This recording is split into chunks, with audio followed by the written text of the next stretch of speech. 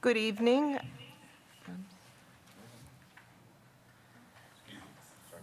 Oh, no problem. I would like to call tonight's regular board meeting to order. It is 6:04. Michelle, can we get a roll call? Yes. Megan Miller. Present. Tom Hankins. Here. Brian Anderson. Brian Nichols. Here. Amy Levy. Here. Greg Schneider. Present. And Tia Johnson. Present. All members are present except Brian Anderson. Thank you. May I get an approval of the agenda? So moved. Before there's a second, I have a couple adjustments, so we don't have to alter the motion. Can we remove item 10B, as there are no closed session minutes attached for us to review or approve?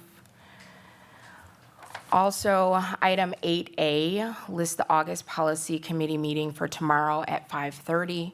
The agenda and supporting documentation for this meeting were posted less than 2 hours ago.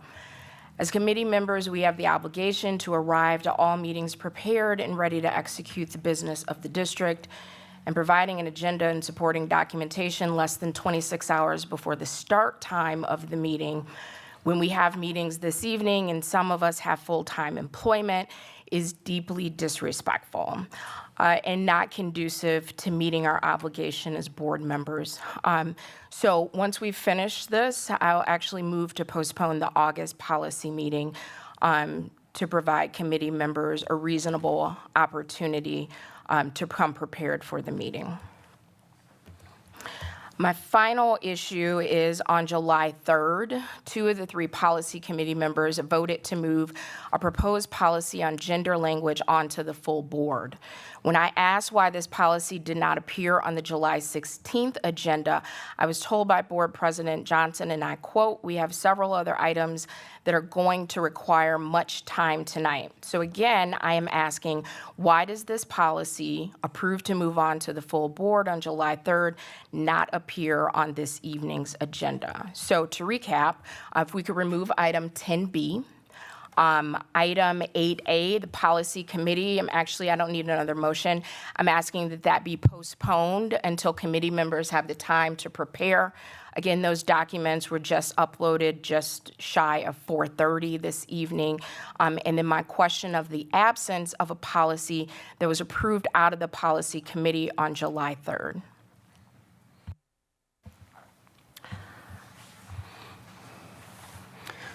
I also have a question again. Why was the meeting reposted again at the last minute? Again, this meeting, there is no reason for, unless there is a deadline that we have to meet, there's no reason for agendas to be continually reposted after they've been posted and again being done at the last minute. Thank you, both of you. Mr. Schneider, sometimes there are errors in the posting and they need to get corrected. Reposting is nothing new. It's something that has occurred with this school district, and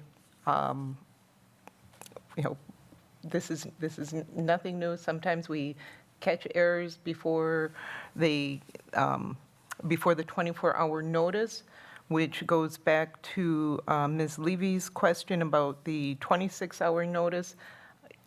26 hours is greater than 24 hours notice of posting an agenda, so we are good there.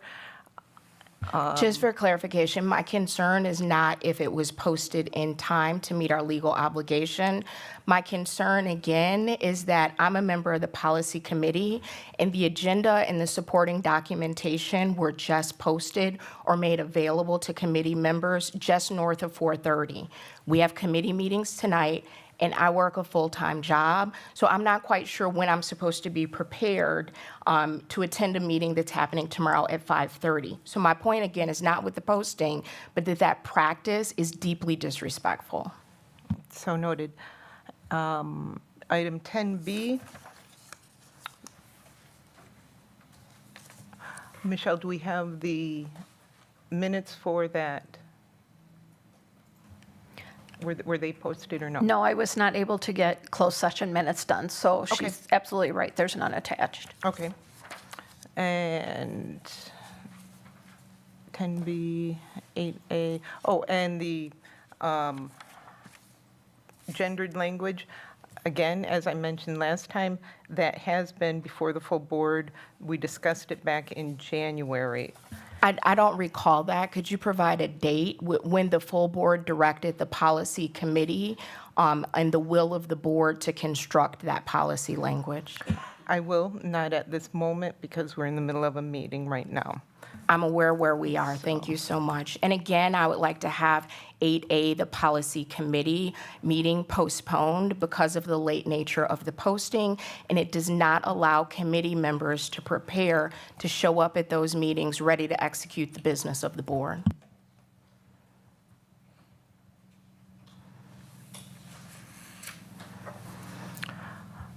Oh, Brian? Go ahead. Thank you for your concerns, Board Member Levy. I can assure you that it wasn't out of disrespect for you that the agenda did not get there till 4:30 today. I will take full responsibility. I was having a whale of a time, and I emailed you back, by the way, so you can read my email for the clarification. And, sometimes things happen. I wish it were a perfect world, but I have yet to find a perfect world. And we're gonna move on with we're going to do what we got to do to get it done. No, but my point, and just for clarification. I understand. You interrupted me. I wasn't finished. Oh, I thought you were So, done.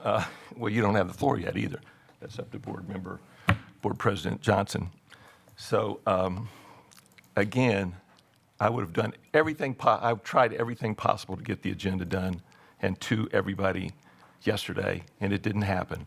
And I take full responsibility, but it wasn't out of disrespect for you or Mr. Hankins or any other board member. It was simply just wouldn't work. So, again, take me out behind the barn, but I'm just being honest. So, thank you. Mr. Nichols, do you want to amend your motion to remove 10B?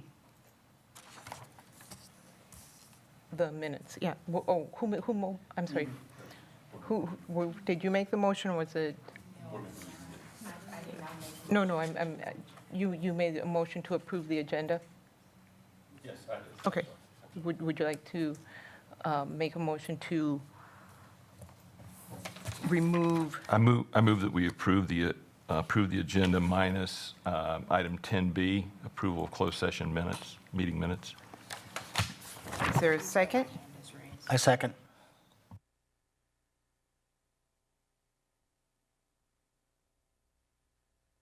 We have a motion to approve the agenda minus 10B, approval of closed session minutes, second by Brian Nichols, seconded by Tom Hankins.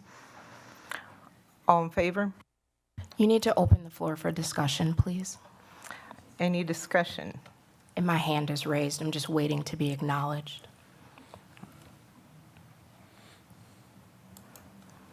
Ms. Levy? Thank you so much. Again, I was not saying that you were being specifically disrespectful to me. The practice, however it came about, of posting an agenda and supporting documentation with barely 26 hours when we have board meetings this evening and some of us have full-time employment, our obligation is to show up prepared. And that late notice on its face is disrespectful. Any other discussion? All in favor? Aye. Aye. Aye. Aye. Any opposed? Nay. Motion carries. That brings us to the Pledge of Allegiance. Tonight, we have Michelle Hendricks Nora here to introduce two students who will be leading us in the pledge.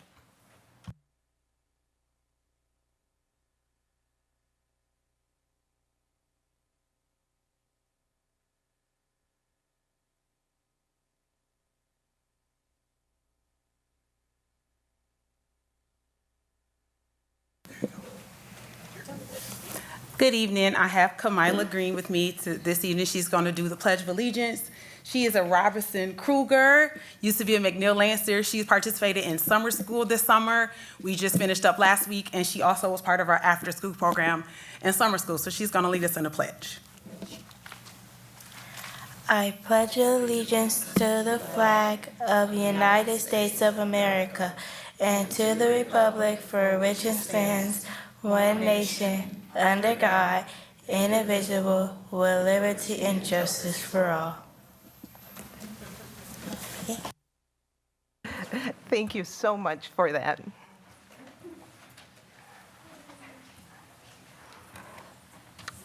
Tonight, for recognitions, we are recognizing Eric Weir and Greg Schneider will be leading us in this.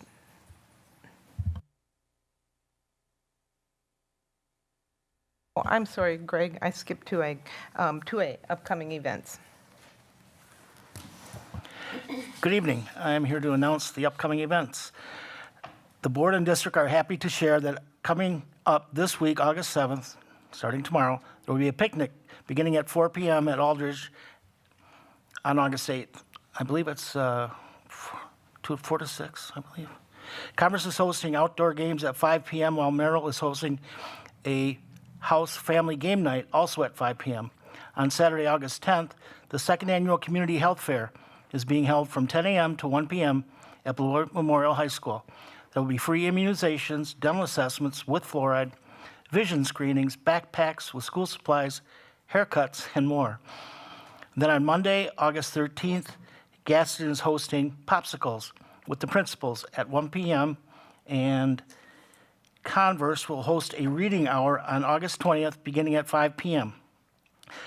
I saved the last but not least for myself that I frequent Casey's a lot, and they've been asking me if I want to round up to help local schools.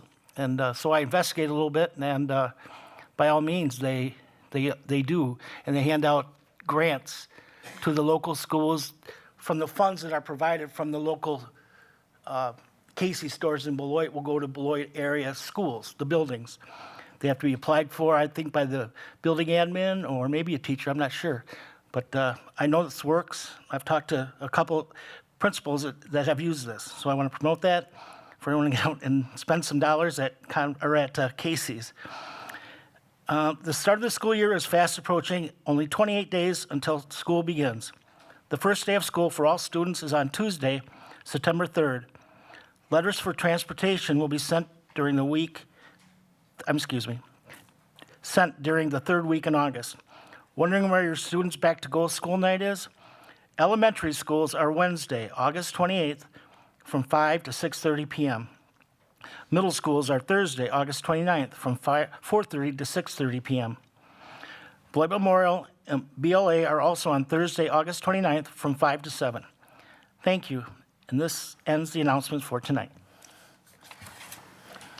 Thank you, Mr. Hankins. And that brings us to the recognition of Eric Weir by Greg Schneider.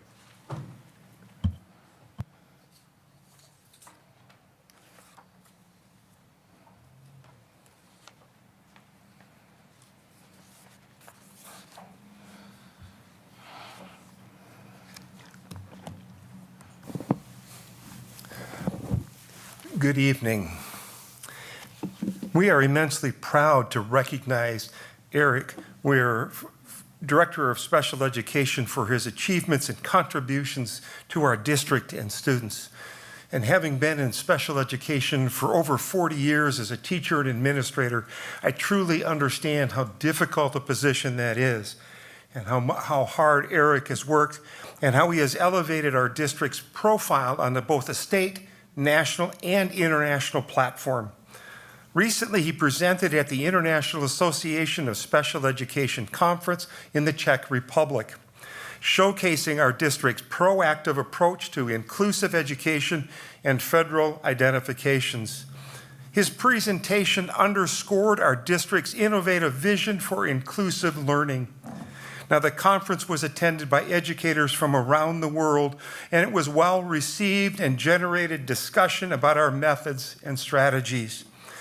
Now, the trip, travel, and meals were fully paid for, and only the $400 conference registration fee was an expense to the district. Additionally, Eric was recently elected to serve on the executive officer on the board of directors of the Wisconsin Council of Administrators of Special Services. Eric's accomplishments exemplify his unwavering dedication to improving educational outcomes for all students in our district. We thank him and thank you so much for your work and dedication to our students of Beloit. Congratulations.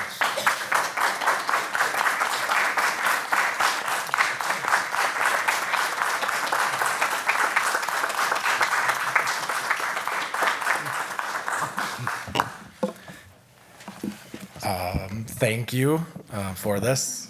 I'm honored and appreciate the recognition, but I can't take full credit for all of this. Obviously, there's a team of us here in the district that is committed to doing this work.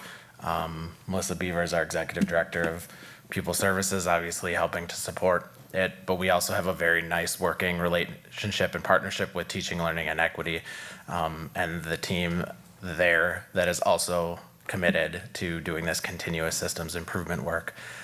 We've done some updates to the board in the past. on the work that we've been doing in working to strive to build a vision for inclusive education. We're excited to be able to say that we have a vision that we'll be able to share with the board coming up at the start of this year and with the district as we roll out.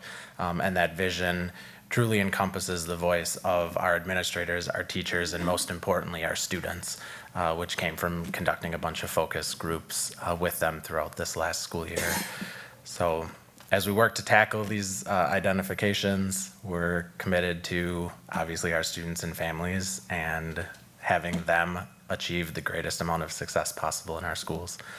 And I'm thankful to have a partnership like I have, because that doesn't always come in districts that you work in. So glad to have the team, and thank you again.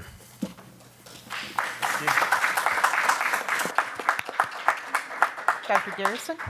I would like to say, on behalf of the school district administration, of course, Eric, your work is duly noted.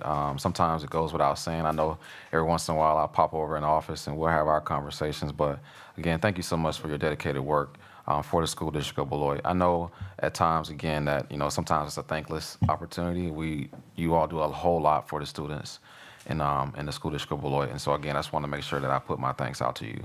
And of course, everyone that you work with, I know, but this is your recognition as well.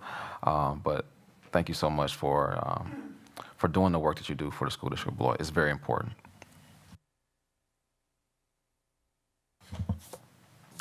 Thank you. That brings us to public comment. Ms. Shope, are there any submissions for public comment? Yes, I have one letter to read, and I have about 3 people here in the room. Okay, let's start with those who are here in the room, and I will read the Okay. from Policy 187. Speakers will be announced and invited to the podium by the board secretary. Each person will be allowed up to 3 minutes to speak. Should the individual require translation assistance, a translator may be of the individual's choosing or one provided by the district. Public comments requiring translations will be given 6 minutes. An individual's 3 minutes may be yielded to another individual. However, each person must complete a public comment card, indicate if speaking or yielding time, give the public comment card to the board secretary, and approach the microphone to state first name and that the 3 minutes are being yielded to another individual. An individual may speak on behalf of a group. However, no more than 2 people may yield their time to any one speaker. Individuals wishing to comment are expected to comply with the following norms in order to maintain a respectful and orderly meeting and to prevent discussion of confidential matters in a public forum. Comments should be directed to members of the board and not district employees, students, or other members of the public in attendance at the meeting. Signage, banners, or other materials which impedes any person's view of the proceedings shall be relocated.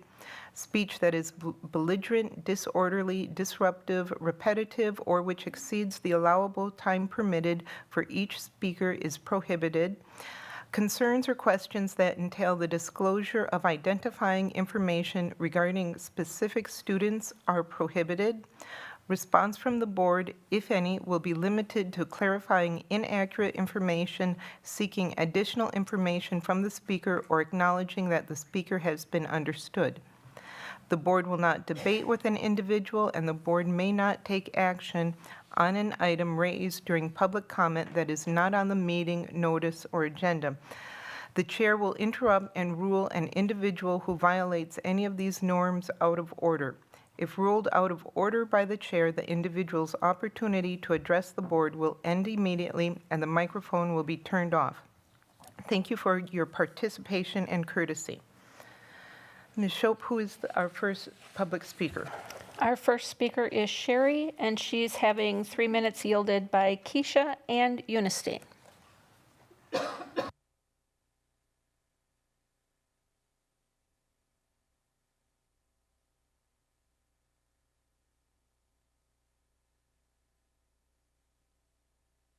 Sorry, I forgot to hit the button. There we go. Beloit School Board members and Superintendent Garrison, I'm writing on behalf of the NAACP Beloit Branch number 3251 and its 300 members. The NAACP is our nation's oldest and largest civil rights organization. As Wisconsin's oldest branch, we are committed to the national mission to ensure the educational, political, social, and economic equality of all people and to eliminate race-based discrimination. Recently, it has come to our attention that several items being addressed by this board are in need of answers for our members, collaborating partners, and our community. On May 22nd, the board came to an agreement that you would continue the current practice to hear expulsion hearings for the upcoming 2024-2025 school year. Yet, without reasonable public notice, at the July 16th meeting, school board meeting, this body elected to rescind that vote and to hire a board expulsion officer to determine pupil expulsions. Our membership has the following questions concerning this action. 1, how many student expulsions took place from the previous 2 school calendar years that would place a burden on the board to continue its current practice? If this body is going to continue to cite discipline and behavior issues within the district, what problems are going to be solved by hiring an independent hearing officer? 3, citing the inability of the district to pay, this board voted to cancel the 3rd year of the Restorative Justice Program. What is the plan to cover the expenses of a board expulsion officer? What effect would this direct action place on the $4 million that needs to be trimmed from the district's current budget? What funding is being reallocated to fund the board expulsion officer?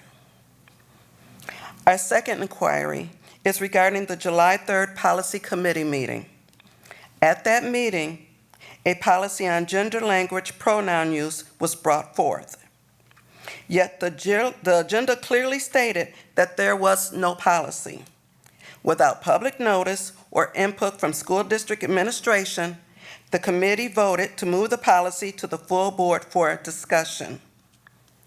That policy was not brought forth at the July 16th school board meeting, nor is it an item on the August 6th meeting.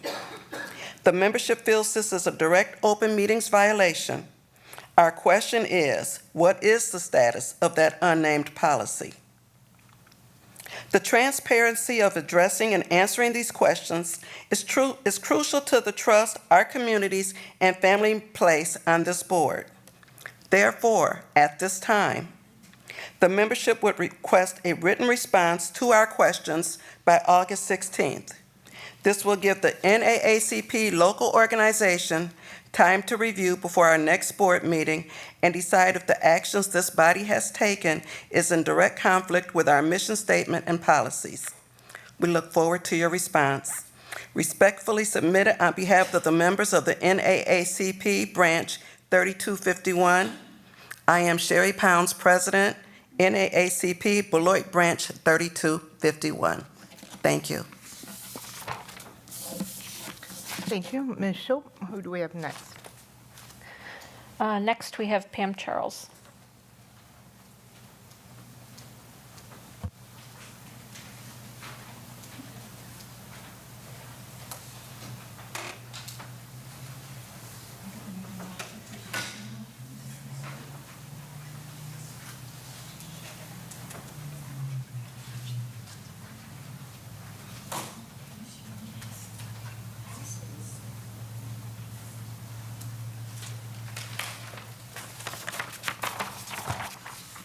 Good evening, Board. I'm Pam Charles, former board member, and as a board member, I was a stickler for policies and laws, especially those that protect our democracy. The democracy of our local school district elections would mean voting for people with full awareness of what they stand for and the actions they take in board meetings. The way that the board for the past few years has been going into closed session is not a legal manner. Excuse me. And the way that you see it on the agenda tonight would not be legal. It says that you may go, it says may, which is good because you don't have to, but you may go into closed session for personnel recommendations, for considering personnel exhibits, or employment exhibits. That's not the case. Nowhere in the state statute will you see that you can consider employment exhibits in closed session. That's why that exhibit is publicly posted for the whole world to see, because it's not closed session. So if you want to go into closed session for an employment exhibit, I've highlighted the way that's supposed to be done properly. The person making the motion to go into closed session has to state the nature of the reason for going into closed session. For instance, I would like to discuss the dismissal of an employee at the bottom of the list. Okay, and then you say pursuant to state statute 19.85, 1, I think that's D, I'm not positive. But, oh, I'm so sorry, that would be B. So you would say the nature of the business or the nature of the discussion specifically to an individual, and then you would state which exemption would allow you to do that. So I do hope that you can take a look at this document that I gave you, which is a direct quote from the state statutes on how to go into closed session. And know that you don't have to go into closed session to discuss employment recommendations. But if you wish to, you have to say why, and you have to say specifically which exemption, for instance, compensation, demotion, dismissal. You have to say why. You can't just say, move to go into closed session. And that's the way it's been going on. I hope that you'll be more careful about that in the future so that you only go in when necessary, and when you go in, you only talk about one item. And I really hope that this circus, this pre-meeting circus, will end. This is not right to argue about what's not on the agenda. That's for discussions among board members, discussions with committee members. Please stop the argument that is totally out of order, and the parliamentarian would know that that's out of order. There's no way to add an agenda item when the meeting has started, and you know that you have to have advance notice. So there's no reason to discuss adding something. It's not a complaint session when the agenda is being addressed. It's just approval of the agenda and removal of possible items that should be removed. Nothing more. And it's a really bad way to start a meeting. So thank you. Thank you. Ms. Shope, our next speaker, please. I have no one else in the room. I just have the letter to be read. Please go ahead. The letter is from Wayne, and Tommy has yielded 3 minutes. My name is Wayne. I've lived in Beloit for 25 years, and my children attended Beloit Public Schools. I am a member of Justice Overcoming Borders, NAACP, and Wisconsin Poor People's Campaign. We've heard the board is considering changes to district policy that would erase the diversity of the spectrum of gender experience, among other changes that will harm marginalized children. If so, then I personally, and on behalf of Job, am speaking against that change, as the underlying motivation for supporters of such change is religious in nature, specifically Christian nationalists, primarily white Christian nationalism. Christian nationalism is a nationwide movement that is currently aligning with libertarian ideology in pushing these types of policy and law changes at all levels of American society. Both movements were born out of racism in reaction to Brown versus Board of Education, the Civil Rights and Voting Rights Acts. Early on, leadership recognized that the changes sought would not be winnable based on a racist platform. So a racism rationale was whitewashed from the ideology, and Christian nationalism switched to a focus on family values. As an ideology, they oppose public education in any form, diversity, equity, and inclusion, equal rights amendment, safety net programs, separation of church and state, gender classifications, LGBTQIA+ concerns. They support or believe replacing public education with charter and parochial schools. Jerry Falwell said in 1979 that he hoped to see the day when churches were leading the education of all children. Our laws and societal norms should be based on Christian nationalism values. Congress should declare that America is a Christian nation. To be a good American, you must be a good Christian as they define it. As to organization, they have built a coalition of a variety of like-minded groups across a wide spectrum of American society, financed by dark money. Examples include right-wing policy groups, legal advocacy groups, think tanks, network organizations that target clergy and state legislators, far-right messaging groups, and an umbrella group that keeps everyone on the same page. As a strategy and tactics, during the 70s, 80s, and 90s, they developed legal advocacy groups that worked with deep-pocketed funders to change the system, developed novel legal theories that degrades the constitutional separation of church and state, funded careers of lawyers and judges who had the correct ideology. Currently, running slates of candidates for local school boards, municipal and county governments in multiple states and communities across the country, and providing resources for those campaigns. Specific tactic with respect to public education, provoking culture war fights in public schools to delegitimize public schools, paving the way for privatizing education and using taxpayer money, taking it away from public schools and sending a portion of it to private schools that have religious and right-wing agendas. To the point, the board is charged with formulating policy that promotes inclusion of all children. You are crossing the line with respect to the Establishment Clause when utilizing the norms, doctrine, and dogma of a certain cult of Christianity. It results in a backdoor establishment of religion by doing so. I am a member of the Evangelical Lutheran Church in America, which fosters inclusion of women as pastors, welcomes the LGBTQ+ community, and supports the pronoun preferences that current SDB policy covers.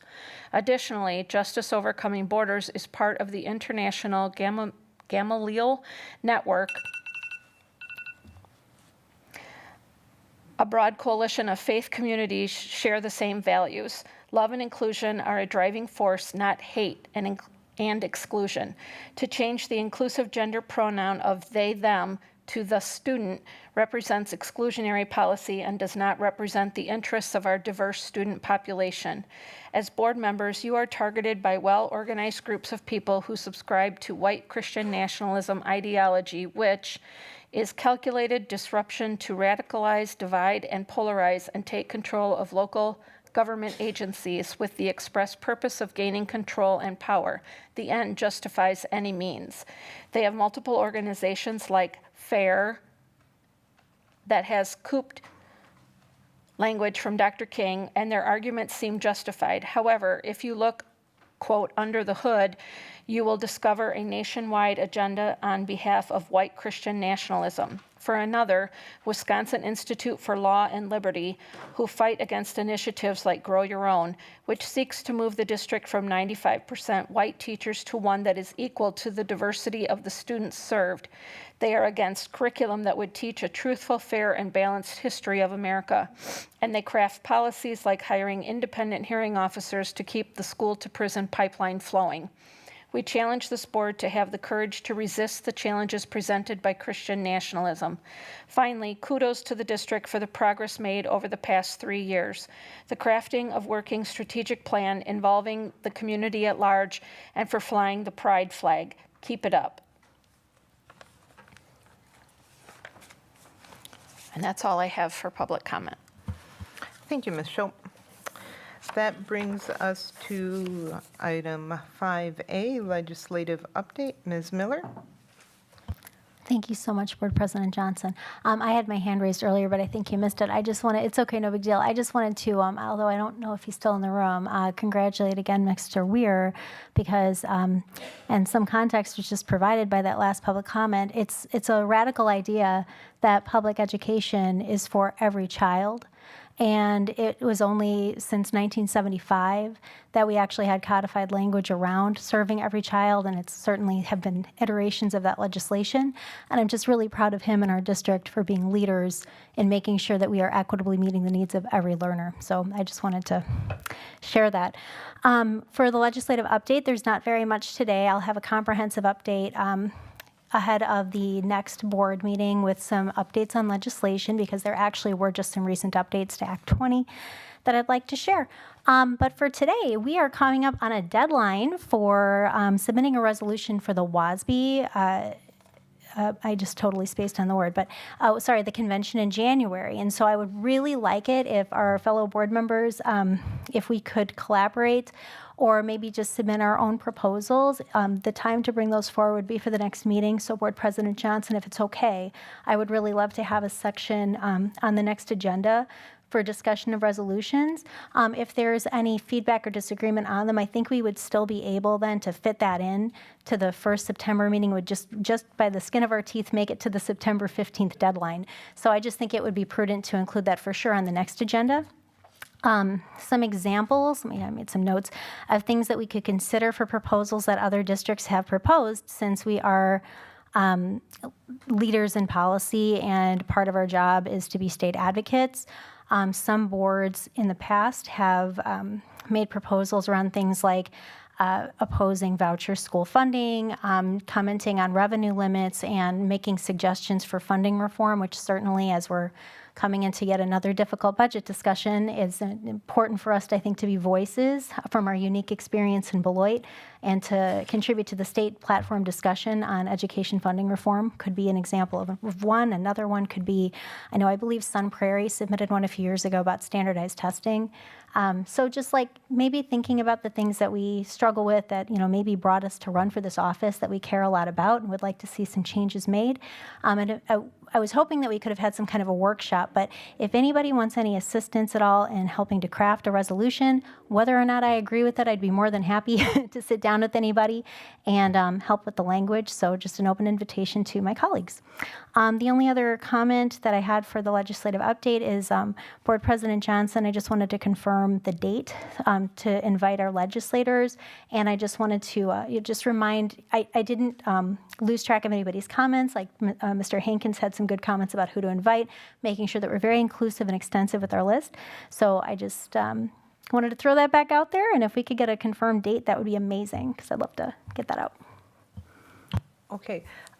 Is there a date range you're thinking of? Yes, I think we've talked about it at a couple of meetings. I'm so sorry, not Board President. Superintendent Garrison, hi. I was just wondering, you had called me with a date and said we were waiting to just confirm that. Do we recall when that was? It was September something? It was in the back end of September. Yeah. I didn't have a specific date. That's 'cause okay. We hadn't decided, so. I think that would still be like, if I just am able to reach out this week, I think end of September would be just enough notice. Do we want to, I don't want it to interfere necessarily with the board meeting. We could do one like earlier, prior to a board meeting. If we need to do another, I don't know, like if we have another, like a training thing coming down the pike that we could pair up, but I'm cool with either that third Tuesday or the fourth. That sounds good to me. And then, Ms. Shope, can you do a doodle poll to find out the board members' availability? Thank you. And certainly no intention to be disrespectful to anybody's availability. It also is going to depend on the legislators' availability too. So I apologize in advance if anybody, if that's a frustrating date. Is everybody cool if I shoot for the 24th, or would you like me to inquire about both the 17th and the 24th? I'm just thinking the more notice, the better, but I don't have a strong opinion. Go ahead. Well, I was going to say, yeah, let's try to look at both Both, of those, okay. give the board members an option Okay. to see, some, I don't know what people do in their time off, so let's be respectful. Fair point. Nope, sounds good. All right, Dr. Garrison, is that cool? And I'll put out some feelers with folks. Yeah, so I was also thinking maybe we may want to run into October as well. Okay, yeah. Just because I know that it typically takes for legislators like 6 to 8 weeks to get on their schedules, and that'll put us very close to the first proposed date. So maybe No, one that thing sounds about good. October as well. I'll take a look at early October as well, and I think that just final thoughts on the matter. I mean, a really big deal for Beloit right now is obviously our budget situation, and considering that Wisconsin Public Schools have been systematically defunded since the 2008-2009 school year, indexed to inflation to the tune of over $3,500 per pupil, I think it's important for our legislators and even our local lawmakers just to be very well versed and aware of the unique budget situation that we face in Beloit, given the additional circumstances that we have that are draining our budget as well. So, thanks. Thank you, Ms. Miller.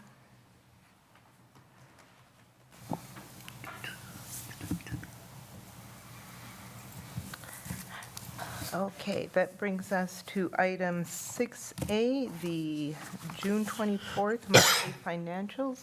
And Mr. Chady has his PowerPoint all ready. We're ready to rock and roll. Highlight tonight, the June financials.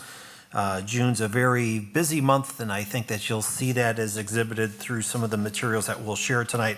There is a lot of information in the financial activity report and the accompanying attachments. I won't go into all of the stuff that I commented on. We just don't have time tonight in the next 15 minutes or so.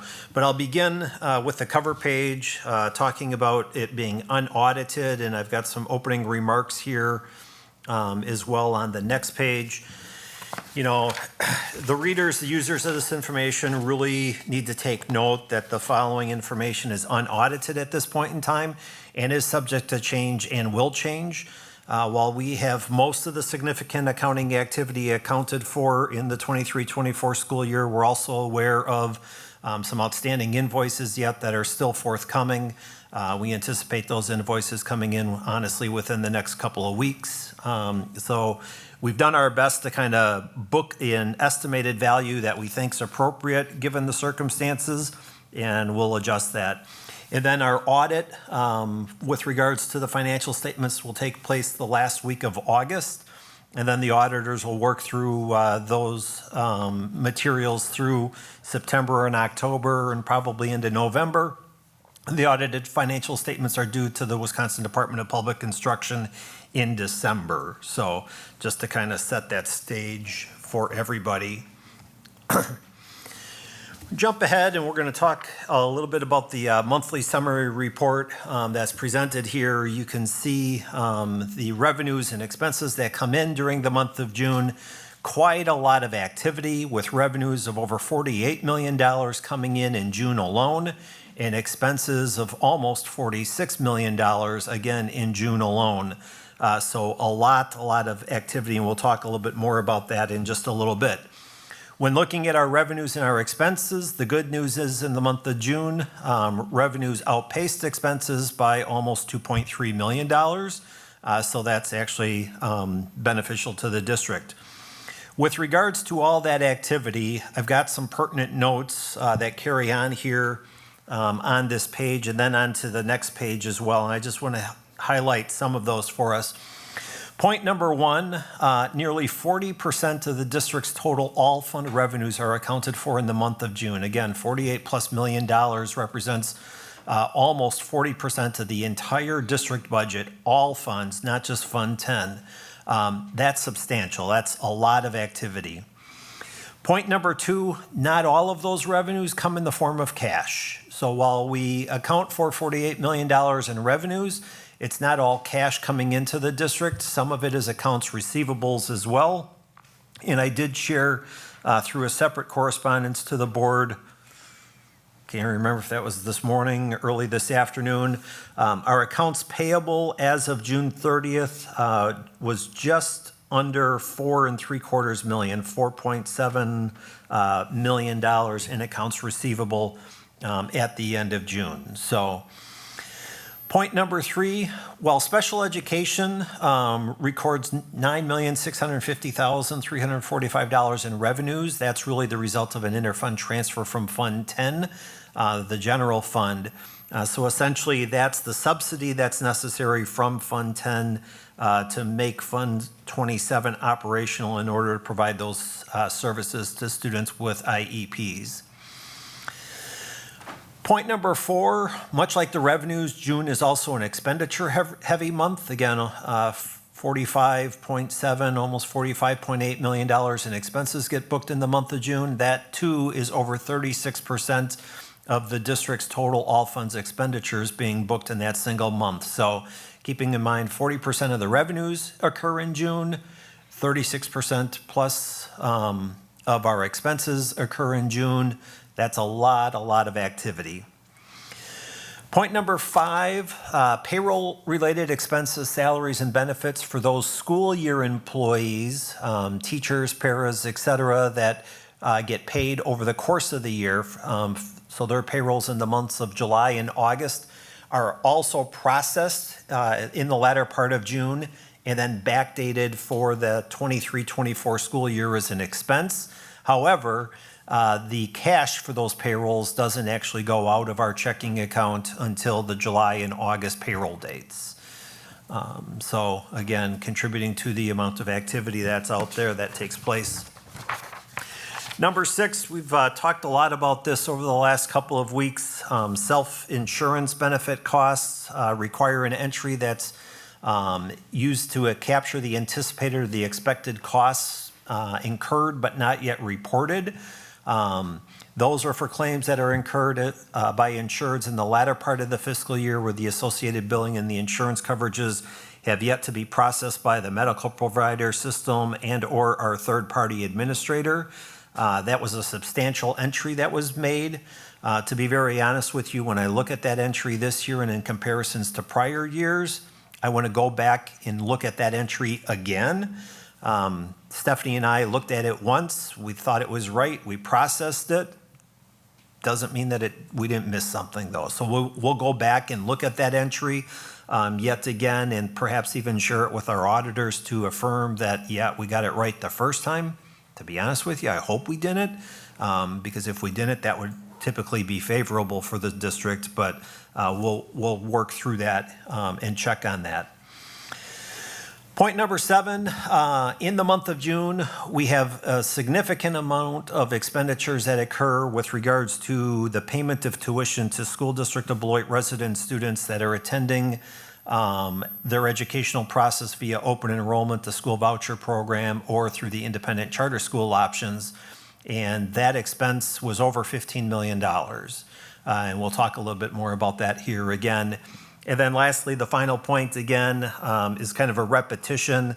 While Fund 27 shows $9.6 million in revenues, that's actually an expenditure from Fund 10 as well. So the point of all of this is noted above. The June monthly activity is not really reflective of most other months' financial activity during the school year, and thus has the ability to significantly swing surplus or deficit outlook projections from earlier in the year. And unfortunately, I think how we look at June this year kind of speaks to that. I want to jump to the end real quick, and then we'll come back and look at the revenues and expenses. Maybe in the future I should move these pages up ahead so we don't have to jump back and forth. But let's look at our cash and investment reporting for you. You can see here, end of the current year, cash and investments, total cash and investments, $26.4 million. As of the end of May, so a couple of months back, it was just under $19 million. And if we look back June of 2023, it was over $37.8 million. So a couple of comments on that. The good news is that looking at the end of May to the end of June, our cash and investments grew by approximately $7.5 million, so that was beneficial. And if you're comparing the 26.4 to the 37.8 and wondering, okay, Bob, what happened to the $11.5 million variance there? Keep in mind that back in, I think it was late March, early April, we did that debt prepayment to the tune of $14+ million. Some of that was current money, some of it was the prepayment money, but that makes up for that $11.5 million variance and more. The last two rows on the report talk about our current cash liquidity, and those are, if you're trying to figure out which of the rows above, this is the first row, general fund checking added to the ICS shadow account, so that's what those totals are. Those are essentially our cash liquidity accounts. $18.2 almost million at the end of June to provide for approximately 58 days of cash liquidity if we were to not have any other revenues come in the next 58 days. And again, you can see the cash liquidity from a month ago was 34, so it does swing quite substantially as well based upon inflows and outflows of cash. Monthly purchasing commitments, no such purchases between the dollar values of $50,000 and $100,000 came to our attention or we had purchase orders for. So Before I get into revenues and expenses, I'll ask if there's any questions on anything stated so far. Ms. Miller?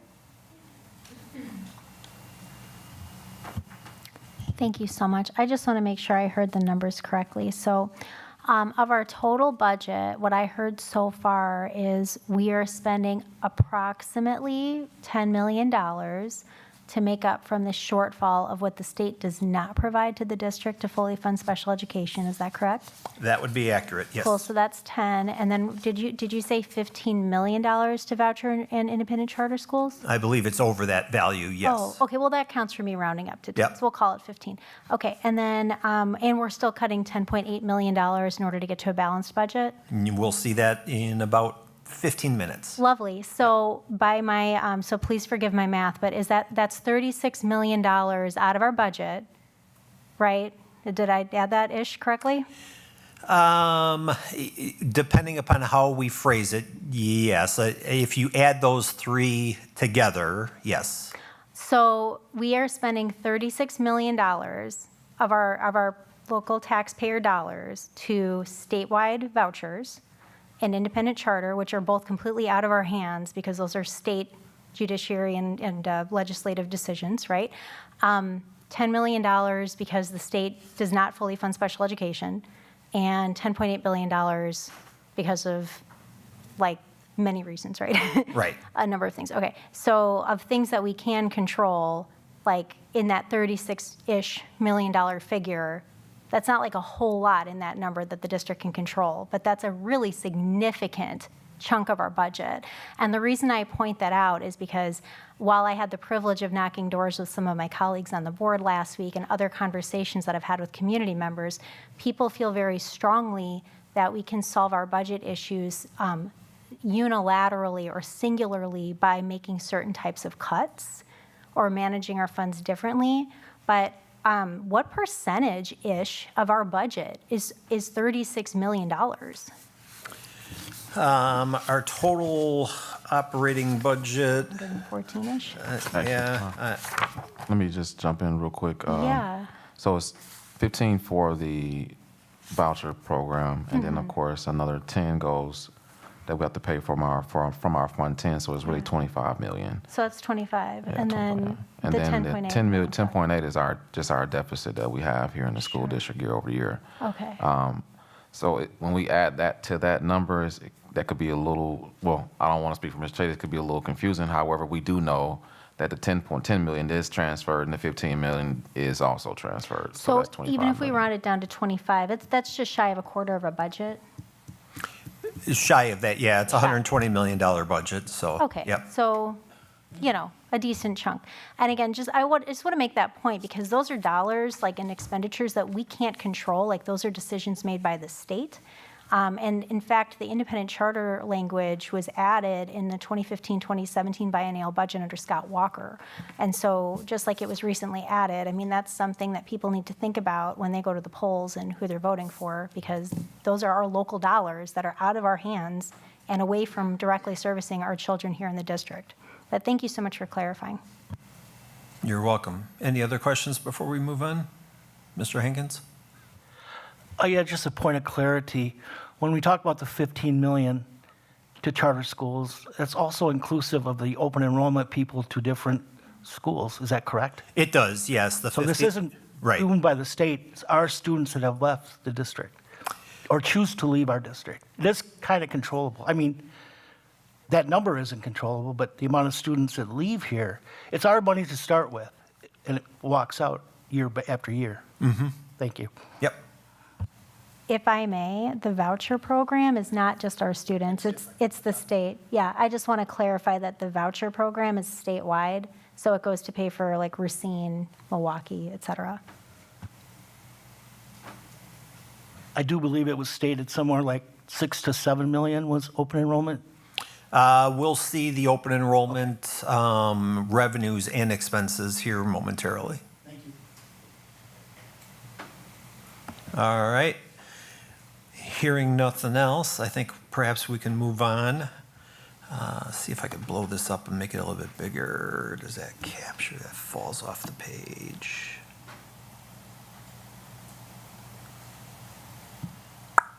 All right, we'll work with that.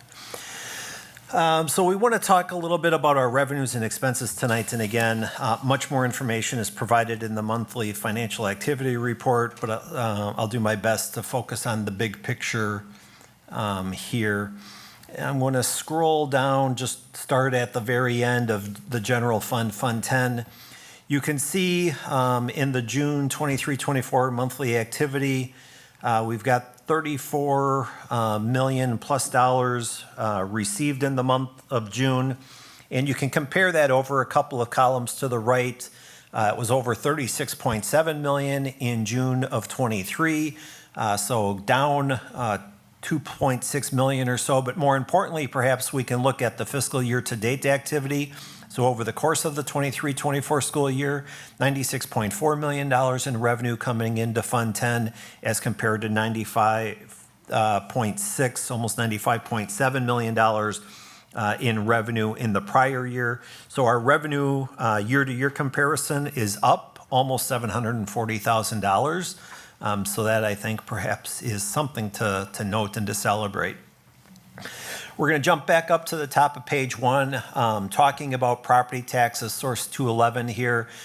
We received $3.4 million in property tax, the remaining balance of our property tax. I use the word received lightly, though, and loosely, because we actually didn't get the money. It's actually booked as an accounts receivable. Those will be payments that are due to the county here in the month of July, and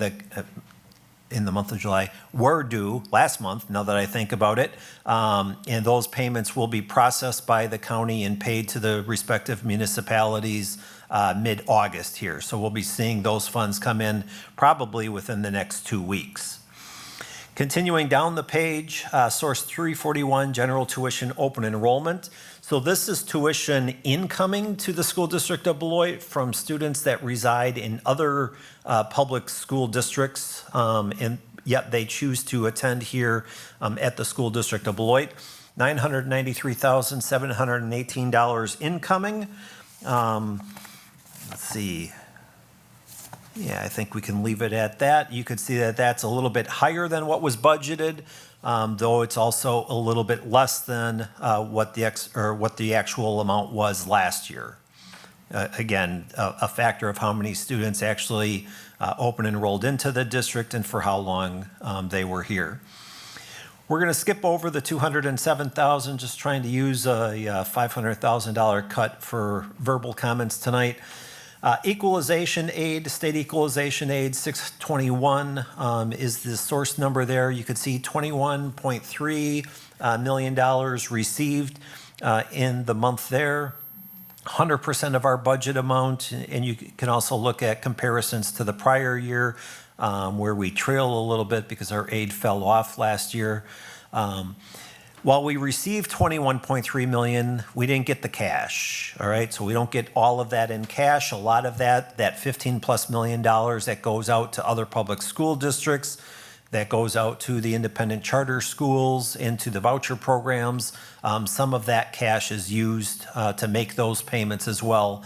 So while we record $21.3 million in revenue, we don't see the $21+ million hit the bank account and then go out because the state assists us with processing those expenditures.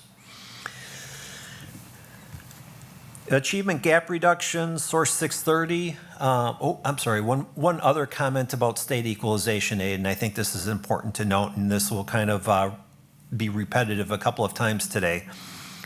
That $21 million that we received, that final payment for state equalization aid, comes to us the third week of June at the end of the school year, after all the students are gone, after the majority of our expenses have been paid. We finally get that balance amount of money from the state. So essentially, the school district is cash flowing the whole school year almost, and then we get this final aid payment from the state that helps to close that gap a little bit. Along those lines, then, when we look at the achievement gap reduction aid, source 650, this $890,000, that too comes to us at the same point in time, that third week of June after the school year is closed, after we've paid our teachers, et cetera, we're finally kind of made whole from the state. So just points on that. Couple lines down, source 730, the federal special project aid, almost $5.1 million in revenues booked in the month there. The vast majority of that is because of grant claim reimbursements that were made for just a number of grants, including our ESSER 3 grants, Title grants, Title II, Title III specifically, CLC, homeless children and youth, and a bunch of others as well. Likewise, the next row down, ESEA Title I grant, $847,000 booked in the month of June, related to the final year-end grant claim for our Title I funds. I know that the 606 is over the 500,000. That's related to Medicaid cost recovery reimbursements. So I think I'm just going to stop with that and real quick just ask if there's any questions about Fund 10 revenues specifically. Seeing none, I'll continue. Oh, my bad. One other question. The state aid that comes at the, when the school year's basically over with, Yeah. that's not unique to Beloit, that's the entire state. correct? That's the entire state, yep. And I'll be honest with you, it was 2-3 years or so ago, the state used to have a portion of the state equalization aid that actually lingered into August. And I think it was in the last biennial process, maybe the one prior to that, so it might, within the last 2 to 4 years, they adjusted that so that the final payment was made in the month of June, and there wasn't that accounts receivable that lingered. Yeah. Thank you, Mr. Chading. You're welcome. Any other questions? All right, we'll jump down to Fund 27 and talk here real quick. Source 110 is the general operating transfer in. So this is an activity that occurs in June. Traditionally, $9.6 million coming into Fund 10, or I'm sorry, into Fund 27, the Special Education Fund. That amount will show up as an expense in Fund 10 when we look at the expenses here momentarily. You can see that that was a little bit higher than the amount that was budgeted for this year, and about $1.2 million higher than the amount that was necessary last year. So just to point that out. Again, one of those large payments that we received the latter part of June is our final special education state aid payment, source 611, about $1.2 million coming in there. We'll see if that helps with the feedback. And then the last couple down here, source 730, the federal special project aid, again, related to grant claims for our flow-through in preschool, nearly $1.5 million booked. Those are actually still receivables, and hope we'll see that paid to us typically here in the month of August. Sometimes that lingers into the midpoint of September as well. So total revenues in Fund 27 Special Ed, $12.5 million. And you can see comparison purposes, it was $10.6 million last year. Overall this year, 16.5, almost 16.6, as compared to 15.3 the prior year. High level, apologies for that. Just trying to make sure we get through any questions on any of that. A couple of quick final comments on revenues, and we'll jump over to expenses and our food service fund. So some unique activity that occurs in the month of June within the food service fund is we account for and we count as revenue all of the USDA donated commodities that are brought into the district and used, consumed over the course of the year. And you can see we budgeted for $258.5 million, $258,570, and the actual amount, $251,881 and some change. So pretty close to what our projection was, a little bit off there. And then source 717, the federal food service aid, that $990,000 there accounts for the student purchases of breakfast or lunches that occurred the closing months of the school year. Interesting, when we look at 717, the federal student aid, those reimbursements, we look at $4,085,000 in change in revenues here this current year. You look back to what it was the year prior, $4,089,000 in change. We're talking about a variance or a change of less than $4,000. It's kind of funny sometimes to watch just how cyclical some of the numbers can be in accounting when we're talking about revenues and expenses. So overall, for the food service fund, 1.3 million in revenues in the current month, 4.6 million overall in this last fiscal year. I'll end with that. Any questions revenue related? All right, we won't get nearly as detailed on the expenses. If I can get us to jump over to that and make this big enough that we can see it.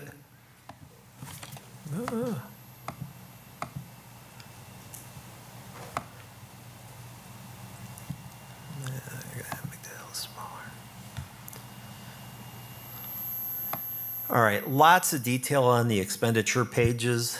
Typically, we just talk about the summaries of them all, and we'll start by looking at salaries. So all the various line item salaries are on page 1 of the expenditure report. The total just happens to flow over onto page 2.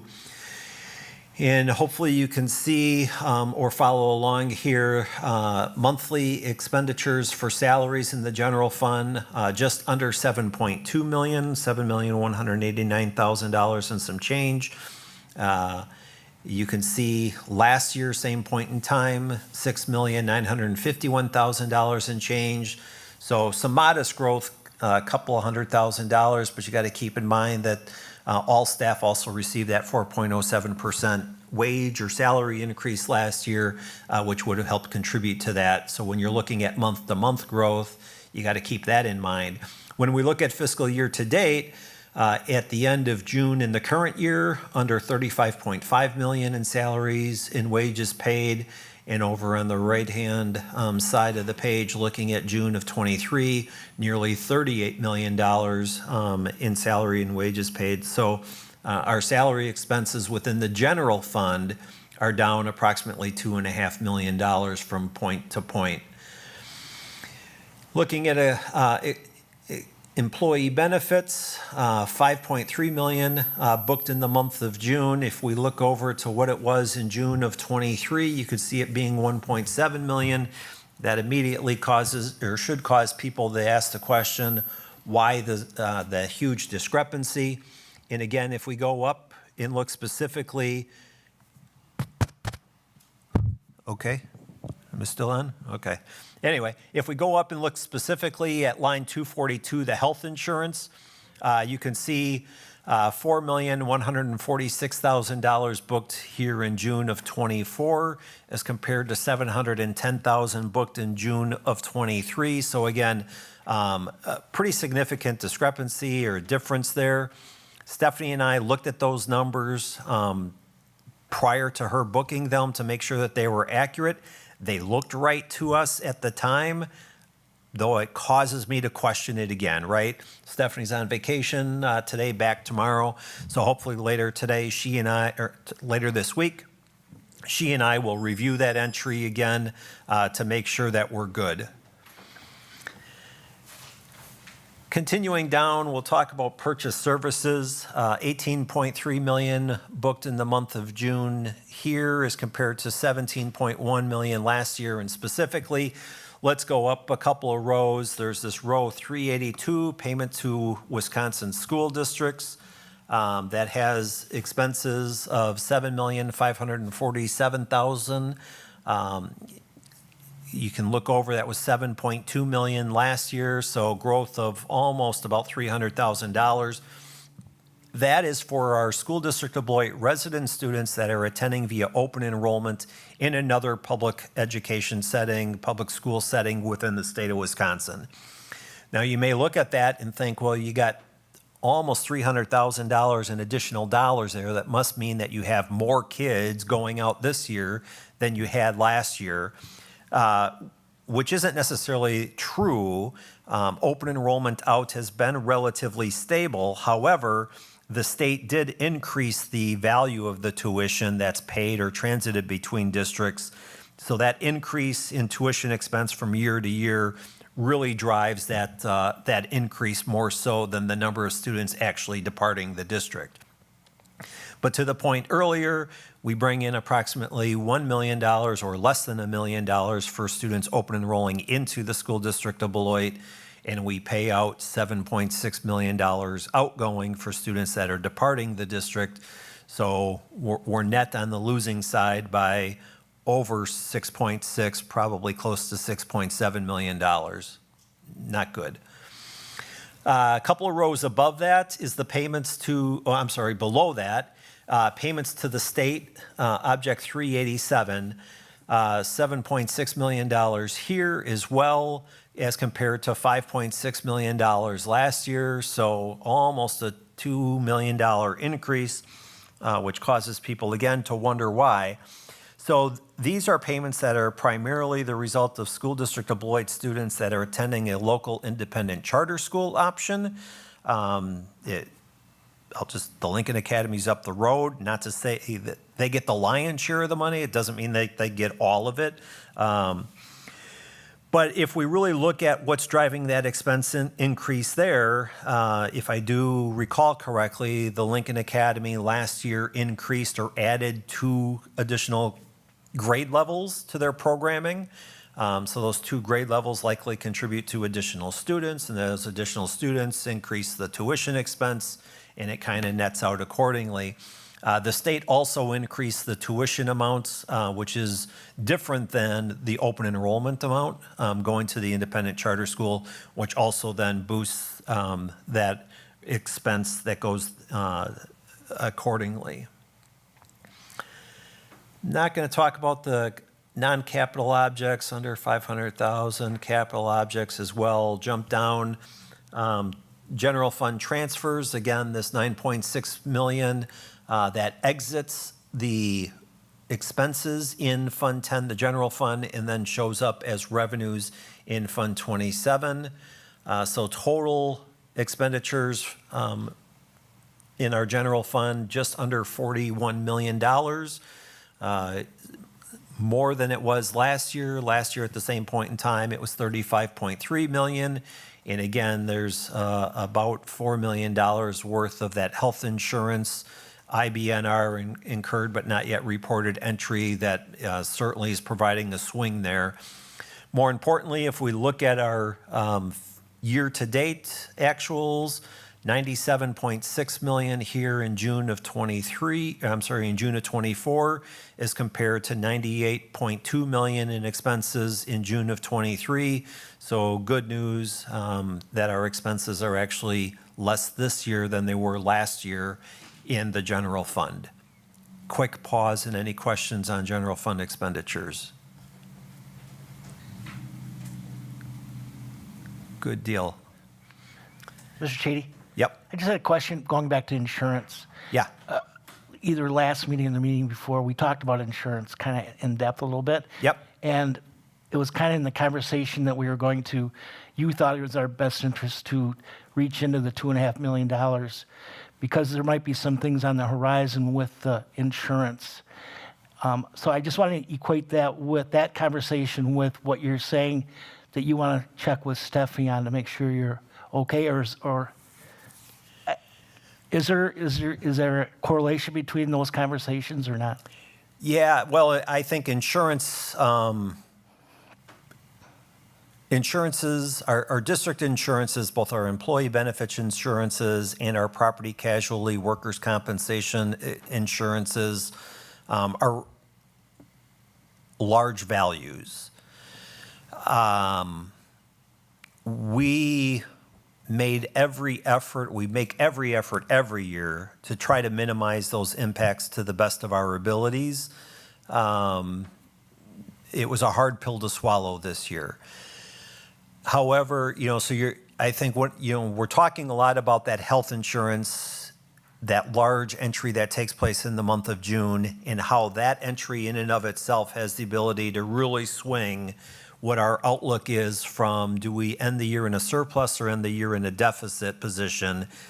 And we're kind of seeing that by the numbers that we're looking at currently. The number, when Stephanie and I reviewed that three weeks or so ago, it looked right to us. But when we plug it into the financial statements and we see that swing in the significance of it, I think it's prudent for us to go back and review that again internally. And to be very honest with you, perhaps ask our auditors to review that as well, just to make sure that, yeah, we got it right, or did we miss a calculation or something? Yeah. Thank you. Yep. I have my hand raised, just waiting to be acknowledged. Ms. Levy? Thank you so much. Mr. Shady, are discussions happening on whether or not it may be prudent for us to move away from being self-insured and follow a more traditional model of having a provider insure us? Without question, I think that conversation is going to occur in the coming months. There are certainly pros and cons to both being self-insured or fully insured. I think generally practitioners would tell you we're better off being self-insured and kind of covering some of that risk ourselves, because if the risk doesn't happen, we don't pay those premiums. Whereas if you're fully insured, and fully insured plans are going to adjust the premium rates that people pay, so that way they can, make sure that they have the resources to pay out if necessary as well. But great question, and without question, I think, I kind of foresee the ad hoc committee getting into that a little bit as well. And then just as a follow-up, is the idea on the table, or have there been discussions about potentially partnering with other Rock County school districts and looking at insurance options more as a collective, or has that been considered? To my knowledge, it's not been considered locally. Other Rock County districts would have to be willing to partner. I, in my career, have worked in a district that was part of a cooperative in Waukesha County. That cooperative has since disbanded because it ended up not being beneficial to all the member districts that were participating in it. But there are health insurance cooperatives out there that we can look at. And likewise, there are also cooperatives available to us for property and liability insurances as well. And again, given the significant costs of those things, those are certainly things that we have to look at over the next year or two. It might be a very large undertaking to try to tackle both the employee benefit side and the property casualty side in the same time frame. It might be best to kind of separate them and do them year by year, but certainly both need further scrutiny. No, I appreciate that. I'm glad those options are seemingly on the table, and I look forward to hearing additional information when it's available. All right. Apologies, this is taking a little bit. We'll fly through the special ed fund real quick as well, hopefully. Just under $1.9 million in expenses and salaries in the month of June. Interestingly, if you look at the month of June of 2023, 1.8, so really a $70,000 difference, and again, 4.07% increase across the board in staffing for the 23-24 school year when it comes to salaries and wages helps contribute to that. And you can even look at year to date, $8,858,000 in the current year, $8,866,000 for the same point in time a year ago. So again, very, very close.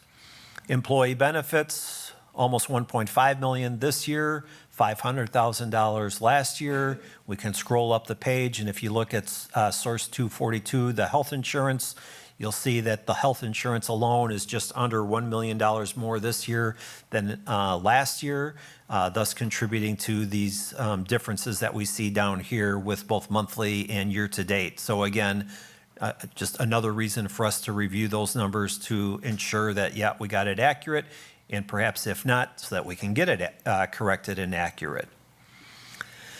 I'm going to skip over the purchase services. We'll just jump down to the end of special education fund, 3.8 million in expenses in June of this year, 2.6 million at the end last year. Year to date at the end of the year, or fiscal year unaudited, 16.5 million in expenses this year, 15.3 last year, growth of about 1.2 million, but again, less than $1 million of that is tied up in that health insurance entry in and of itself. So reason again to look at that, but again, pretty similar. And just scrolling down real quick to Fund 50, Food Service Fund. We have purchase services, 622,000, with almost 580,000 of that coming with our payments to Chartwells for the actual provision of the program for the closing months of the school year. Just over $4 million in expenses this year, just under $4 million in expenses last year, so pretty much right on par there.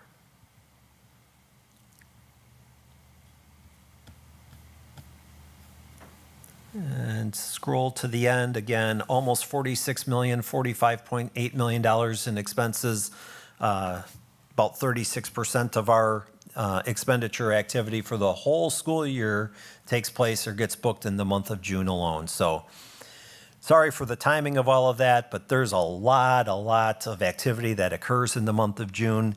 And that activity has tremendous ability, just given the dollar values that we're dealing with, to cause substantial swings in outlooks. So any questions on anything overall?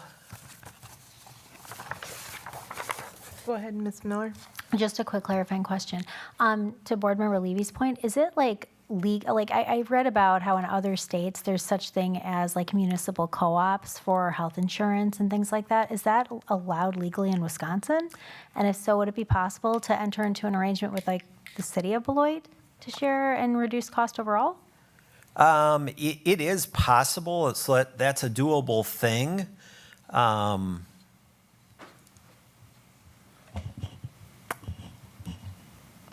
I'm not sure that this coming year is the year to do it because Sure, I don't know much about it. Or Yeah. if it would be feasible. I mean, if it's never been explored, I mean, I would just like if there's a way to look and see if in the future that's a cost savings. Right. That might be prudent. Yeah, so purchasing cooperatives like that for health insurance are great if you have significant claims where your claims exceeds your premiums. And unfortunately, that's where we find ourselves, right? So that would be great for the school district of Beloit. However, that does not become so good for the other cooperative institutions that are part of that, because then they're also helping to cover our losses. So probably the opportune time to enter in such a cooperative is when we have 2 or 3 years of running where our claims experience is less than what we had anticipated. Yeah. Any other questions for Mr. Chady? Can I get a motion to accept and approve the 2024 June monthly financials as presented? So moved. Second?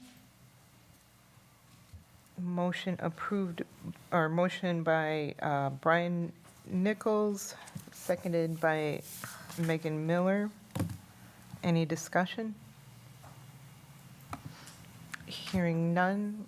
All in favor? Aye. Aye. Aye. Any opposed? Thank you, Mr. Chady. That brings us to the 2024 preliminary budget review. I'll start. So thank you, Board President Johnson, for this space that we're about to venture into. The preliminary budget, we've had some conversations about, of course, by dating back probably earlier than July. We've been talking about our budget and some of our budgetary conversations here in the school district. I know that this conversation does give a lot of people pause as it pertains to, kind of where we are as a district and where we want to be. My goal has always been to, of course, bring us a stabilized budget. That's just been what it is since I've walked into this room with my administrative team. I think it's very important to note that that's a desire for our entire community as well. I know that a lot has went into this conversation over the course of this past year. I will say that of course, we have chopped down that number from a deficit perspective with the understanding that we still have a ways to go as it pertains to which you'll hear about, the $3.6 or so million that we yet to achieve. Goes without saying that our goal is always to protect, certain opportunities here in the school district. We do want to make sure that our classrooms are ready for our students' return. I will let you know that as it stands right now, we're floating around 49, 30 or so students in the district. That is a positive number for us. One could argue that, we're close to kind of where we, would be at from last year. I do know that every day there's people in the atrium here registering for school. And that number will probably go up, that number will go up by the beginning of the school year. It's very important to note that we are, of course, in that conversation of maintaining our enrollment. And that's how we look at a lot of our classroom needs and overall district needs. In this presentation, though, there's going to be a lot of information that's going to be shared by Mr. Chady. We have went back to kind of update the presentation to kind of give everyone a snapshot of not only where we are, but how we got there. Through some feedback that was received, we wanted to make sure that we could provide, numbers to those areas where you see we made reductions. With that being stated, it is not my goal it's not my goal to have all the answers tonight, but it is my goal to get to those answers. And that is something that we want everyone to be very keenly aware of. Again, it's not my goal to have all the answers tonight, but it is my goal to get to those answers as an administration. As stated, I take full responsibility for the things that happen here in our school district, and I know that this deficit is under our name, and we want to make sure that we do the best we can to eliminate that and/or have a stabilized budget. With that being stated, that's my preamble. I wanted to make sure I gave Mr. Chady enough time to take a few sips of water before we jump right into this very extensive conversation. We will ask that the board members pause us and ask questions as we go. That will allow us to capture all the questions, so when we get to the end, we'll be at the end of the presentation. And so I will pause Mr. Chady here and there because, of course, he has a lot to cover in these 31 slides in about 20 minutes or so. Just joking. But we will pause and try to answer any questions as we go through this conversation. This is the preliminary budget that does have to have action. Now, that action doesn't necessarily have to come tonight, but if you decide to not act on this conversation, we'll have to have another board meeting to do so. So I wanted to make sure that that's something that's also noted. This is not our final budget. Okay, this is not our final budget. And we will have a different budget for that final budget. Okay? Thank you so much for allowing me that time, and I'll turn it over to Mr. Chady to take us through the conversations. Great, thank you, Dr. Garrison. It's desired hope that the board will be willing to approve the preliminary budget this evening so that we can get a preliminary budget built into Skyward as we begin the school year, and then leading up to a budget hearing that would occur hopefully the mid to latter part of September.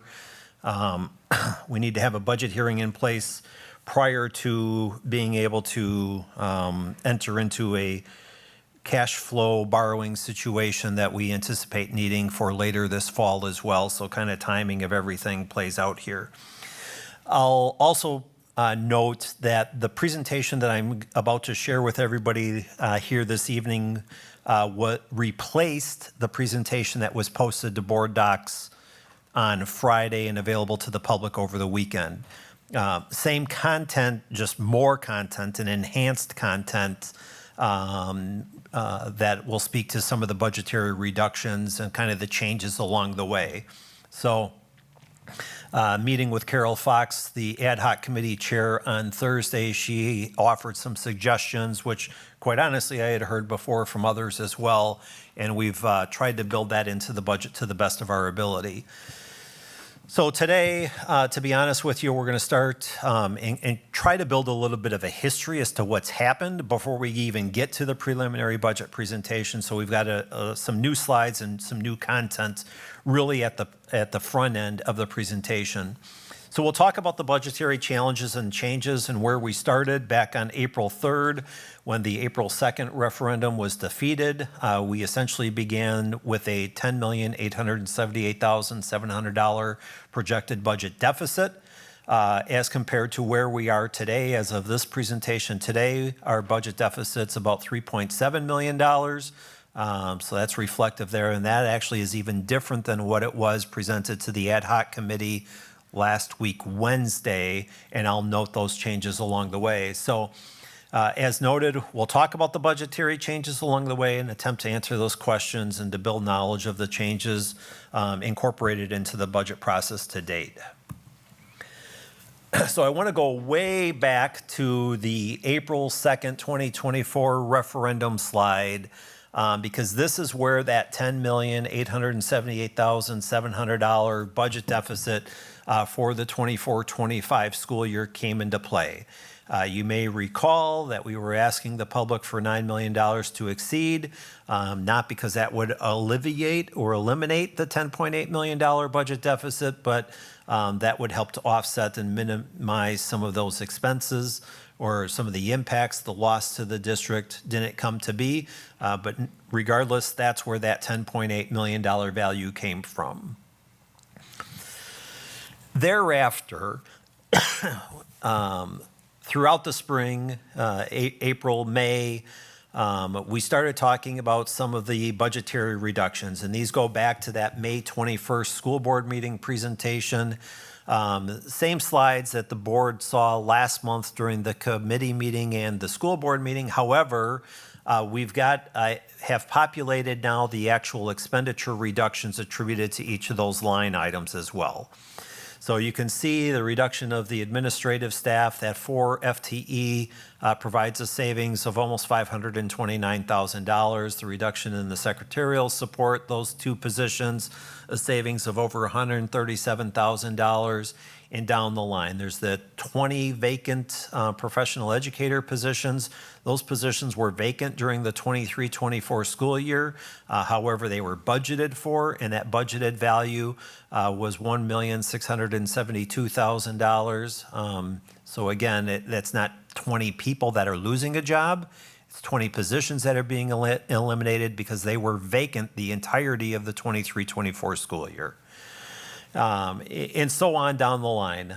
You can see here, the other item that I would point out is that the last 4 bulleted items there are specific to COLAC itself.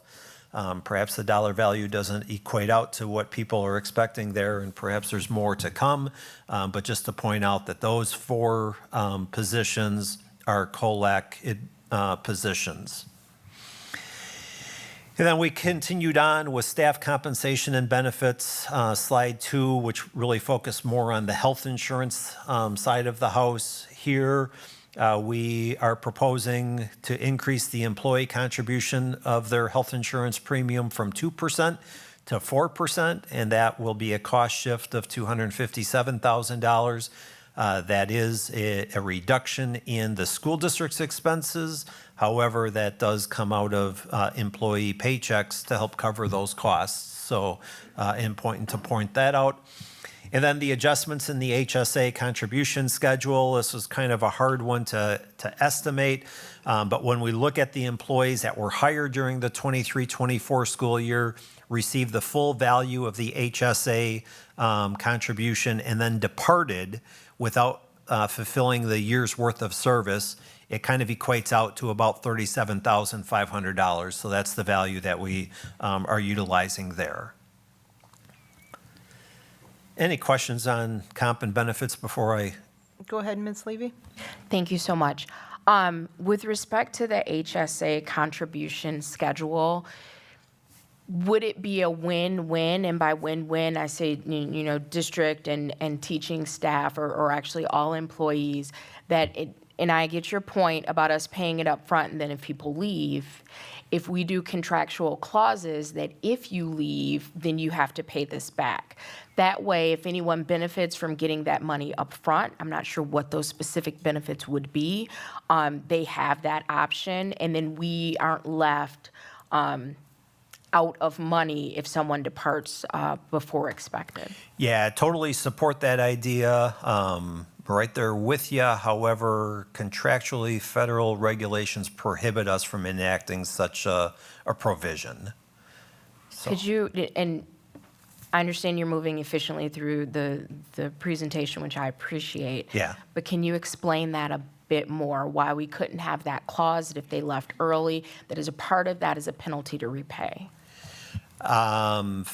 Federal regulations don't allow us to put such a clause in place. They say that if an employee is eligible for health insurance and you offer an HSA, you know, the employer can determine what the distribution schedule is on that, but can't say, hey, we're going to give you $1,000, and if you leave after 3 months, you got to give us $750 of that back.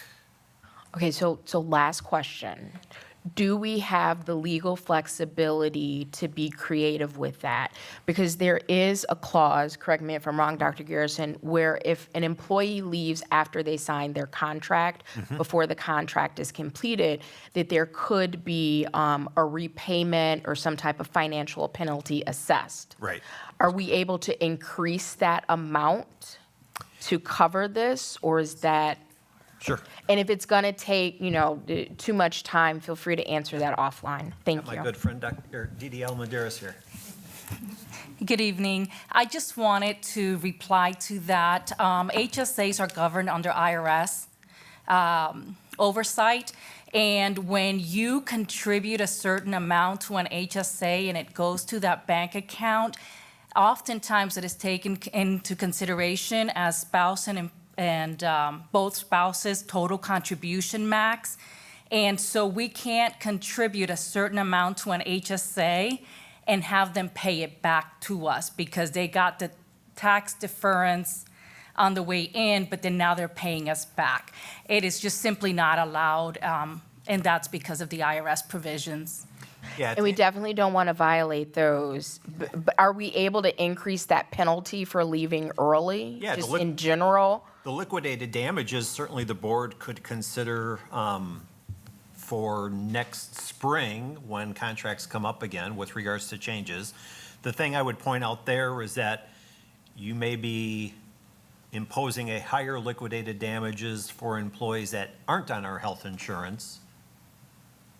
Maybe that's not a bad thing too, though. Thank you so much for providing that additional context. Much appreciated. You bet. Any other compensation benefit questions?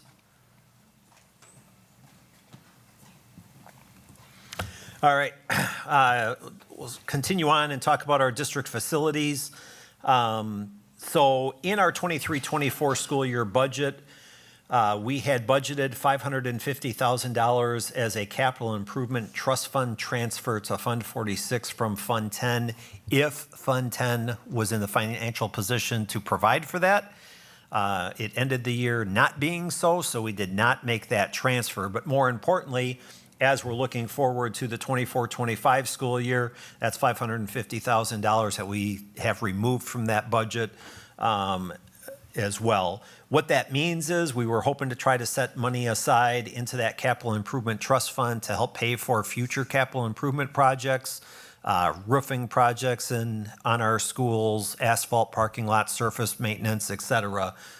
So there's a cost, but this reduction in construction and remodeling improvements of just over $1.25 million, that is specifically related to the Nexus project work at Beloit Memorial High School with some of the air conditioning and stuff.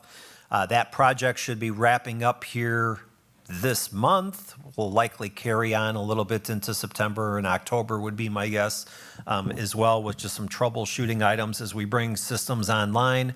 But more importantly, that $1,250,000 was essentially paid in the 23-24 school year for that work, and thus doesn't need to move forward into the 24-25 budget.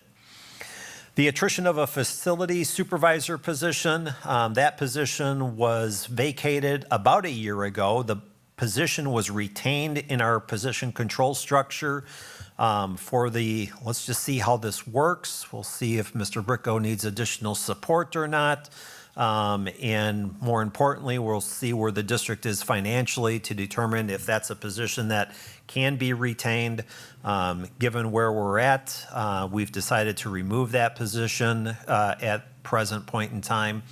Likewise, over the last year and a half or so, there have been 4 facility services positions that have come open and have been left open or vacant.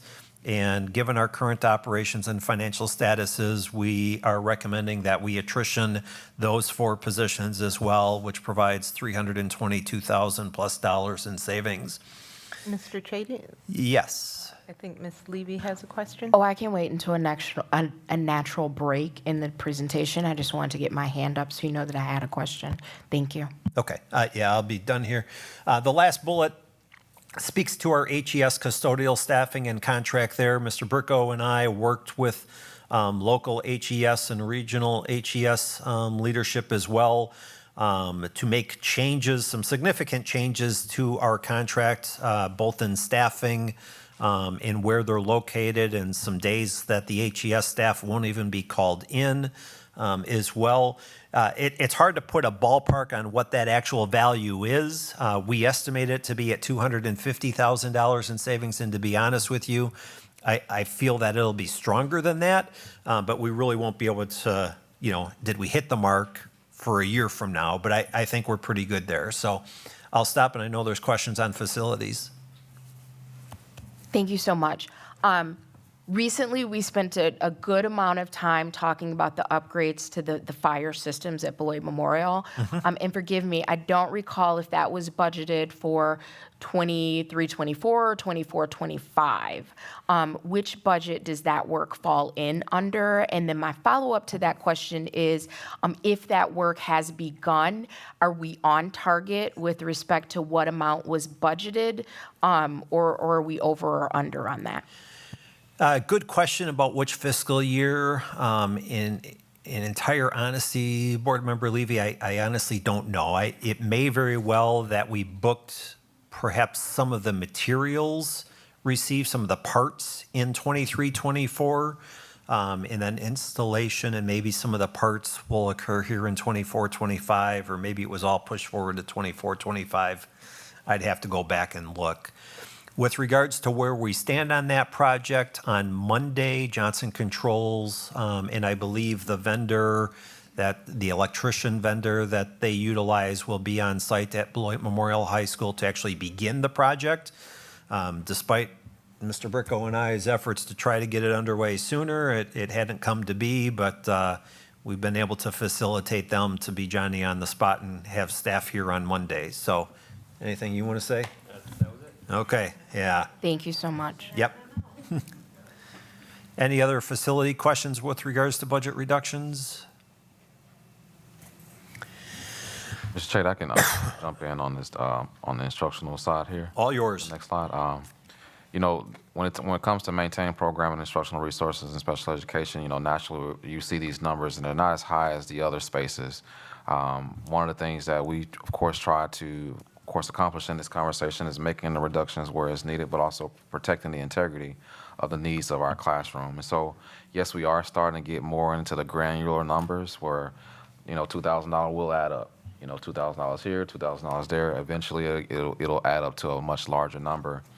Maybe not all in the programming and instructional resources perspective or in special education, but we will start getting more into those smaller numbers where those small numbers do add up over time. When I say over time, over of course, each elimination of a specific program and or need that we believe we can do away with. I know there's been some conversations as pertains to like, what does that actually look like and feel like in the classroom? Of course, when we're making these eliminations prior to the new year happening, I might have to be honest with you, we don't know how it's going to really feel at the current time. We had to make the eliminations based off of what we believe we should be, but that doesn't necessarily mean that, you know, that's the best thing to do when the school year starts and teachers may feel like we want something back. These conversations have been had, and again, we are working through some of these conversations. The next slide talks about maintaining our current course offerings. You will see there's a discontinuation of middle school choir, $84,000. We are working with our staff to make sure that we're still able to get choir in specific ways, but we did have to make a reduction there. And of course, we sunset our AVID contract with our middle schools, which was again about $12,000. And so the numbers that you see associated with these conversations, some may be large, some may be small, but again, they all add up. There's some other budget reductions that we have as it pertains to reducing our legal services expenses. You know, when I first came here in the previous years, this has been a very large budgetary item for us.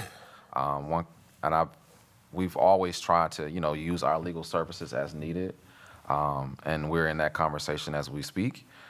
There has been some reductions in our legal services, just because we want to make sure that we're being fiscal responsible as we reach out to legal. Every time we talk to them, whenever we need them for something, they do come with of course, with a cost.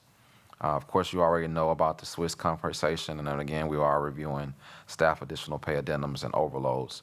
And I want to spend just a little bit of time when we think about the staff additional pay and for overloads. Our district does pay a hefty sum in this area for different opportunities that we have for our staff. That does not mean that we want to take away all of these opportunities that we have for our staff and those addendums, but we will be taking a closer look at its overall effectiveness in the 24-25 school year. I kind of got to remind myself that we are in that 24-25 space. It is hard, though, again, because, again, some of our staff do rely heavily on some extra funds, and in this space, we just have to, again, remind ourselves that we are in this budget deficit, and we have to look at every big bucket. The addendum bucket is in the hundreds of thousands of dollars, and so that's something that we have to take a look at. The overloads, same thing. And that staff additional pay, I'm not going to say the same thing, but it's real close. And my goal is to take a heavier look at those numbers. I've already had conversations with our administrative staff around what addendums do we really need to, you know, move forward with, and what addendums do we need to probably pull back on. So this is going to be an updated number. That's why it's left blank now, but I am working on pulling down that number as much as possible. Now, I've shared this with Mr. Chady before. You know, I like to look at big numbers and try to figure out if there's something we need to do differently in there. But again, the smaller numbers do add up. But those bottom three on this slide does speak to that. And so that kind of brings us to where we are for the July 2nd conversation. Was there a question? Yeah, Ms. Miller? Sorry. No, it's fine, and I apologize because I was ill for the last meeting. Did we say how much? I'm really sad to see the SWITS contract on there, and I see that I totally understand, of course, where we're at. Did we get a clarification on how much we are going to be spending on the independent hearing officer? At the current time, can I ask them? No, at current time, we don't have an answer for that. Do we believe that it'll be more or less than the SWITS contract? I'm just curious for comparison. If this isn't a question you're able to answer now, that's fine. But I would love to know maybe prior to the approval of the budget, because I just know that SWITS is a program that's important to some folks, just like all of these items are. But I just wanted to voice that concern. We should know within the next couple weeks. I really appreciate that. Thank you both. And so I'll turn it back over to Mr. Chade. I just wanted to give him again that breather, because we went over this presentation 1,000 times. So here we are. Thank you, Dr. Garrison. So again, post-referendum, $10,878,000 in change budget deficit. And then almost a month ago now, the last Business Operations Finance Committee School Board presentation, we had revenues of $104 million, expenses of $111 million, so a budget deficit of just under $7 million. So the change between that 10.8 and the 7 million essentially is the activity that we just talked about. Somebody out there is going to audit me on that and go through and add up all those red numbers and figure out, man, I wish I could go back and do it all over again, because at the time, it just didn't even dawn on me that we need to start itemizing out all the changes that we make in the budget. I've never done that in any other district. But in meeting with Carol Fox and then thinking about it over the weekend, I'm sitting there resonating about, okay, changes from point in times to point in time, trying to go back and reconstruct what those changes were. Some of the changes immediately come to mind. Some of the changes were small and just kind of got, you just make them. But we got a process in place that'll be more thorough and more detailed going forward this year, and hopefully then better for the district in the future as well. So now let's talk about between July 2nd and what happens in the month of July. So here's kind of a screenshot of that more thorough, detailed process that I resonated with over the weekend and started building. So some of the things that took place in the month of July. On July 1st, our state equalization aid estimate was received by the Department of Public Instruction, and that reduced our revenues by almost $565,000 in that specific line item. I'll point out to you right now, you'll note that that $565,000 should have shifted the burden from the equalization aid from the state to the local property taxpayers.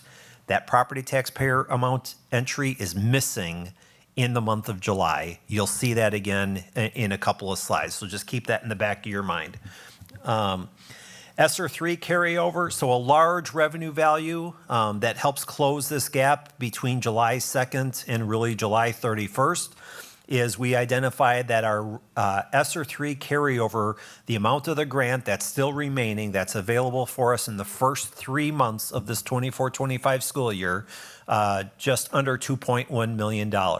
Originally in the 23-24 school year budget, Mr. Duff had anticipated that we would fully consume those funds. However, we were also thinking that the HVAC project at the high school would be done earlier, and we just kind of encountered some delays there. Still on time, still on budget, but we've got some monies that are going to linger into 24-25. There's a row entry there for summer school grant, and I wasn't sure if we had that in the budget or not when I was typing it in, and honestly forgot to go back and look at it. And then more importantly, back on July 24th, Ms. Elwood worked with our payroll department folks and kind of redid the staffing update based upon the information that they knew was accurate and valued at the time. And that translated out into a reduction of 16.5 FTE teaching positions and an estimated savings there of $1.1 million. And then in addition, of 2 FTE para positions, so you'll see that that actually increases our expenses by $21,000. And then the estimated benefit, employee benefit expense changes as a result of that. And again, that's an estimated value of about $355,000. So those activities in July then lead us to the July 31st Ad Hoc Finance Budget Committee presentation from last week, where the deficit amount was projected at just under $4.3 million. And then I'll just kind of jump right ahead to where we're at today. We have revenues of $106 million and expenses of $109 million, so about a $3.7 million deficit. And again, that difference, why that deficit dropped by about $565,000, because when we were making that adjustment from the equalization aid, for whatever reason, we failed, got interrupted, forgot to go back and actually build in that $565,000 to the property tax. As state aid goes down, the burden shifts within the revenue limit formula away from the state into the local property taxpayers. An oversight, kind of a substantial oversight, a little bit embarrassing, $565,000, but we've identified that and corrected it, and that then puts that budget deficit at 3.7 as of today.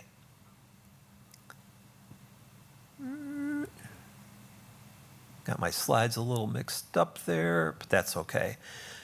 So again, where we started back on April 3rd, 10.8, almost $10.9 million deficit. Where we're at today, $3.7 million deficit. And hopefully these slides have helped to answer some of the questions with regards to what the savings amount with some of these reductions are and why the numbers change between points in time. The numbers will always change. You know, as additional information comes into the district, we go in, you know, in the past, we would just go in and make the changes because that's what we did in other districts. I think Ms. Elwood and I are going to have kind of this running list of value changes that are most certainly at the 5-figure level. I don't know that we need to track every $1,000 change, but anything that's $10,000 or above, I think is probably significant enough that we need to start working in here. The other thing I would point out is while we're looking at about a $3.7 million deficit now, payroll, salaries, and benefits, our staffing costs really drive the budget, right? And we're still working to fill positions, and we don't know how much we're going to pay those people. We don't know if any new employees are going to come in, need a family plan for employee benefit insurances, a single plan, or perhaps are 26 years of age or younger and don't need any health insurance along the way as well. So lots of changes yet to come. Any questions on the changes before we then get into where we're at today with the 24-25 prelim budget? Mr. Hankins? Mr. Shady, just, I know we're projecting numbers. What's your gut feeling on projecting of revenues? I mean, obviously you project a number out from what your best knowledge is and your experience. Yeah, I so mean, the big numbers that come in from the state and stuff. we've went back through our revenues already, so we've already taken a look at revenues twice now. So our first run at the revenues was very high level and really focused more on the large dollar values. In the month of July, we went back through in revenues again, and we drilled down to more minute details. There were revenues that were budgeted for and received in 23-24 initially that were not built into the 24-25 budget because they were just so small. You know, I'll use student fee receipts at the school level. We didn't worry about that at the front end because it really doesn't generate that much. But the second run through, we built those values in. I think our revenues, I'm thinking we're pretty good with where we're at right now. I feel comfortable with that. Might we see revenues shift by $1 million or $2 million? You might think that's significant. $1 million or $2 million is significant, but on a $100 million budget, we're talking less than 2%. Okay, thank you. Yeah. Yeah, not to say that expenses is where everything needs to be. So with the ad hoc committee, I think I've tried to phrase it that probably 85% of their work needs to be looking at expenses, but 15% of their work really ought to be looking at the revenues too.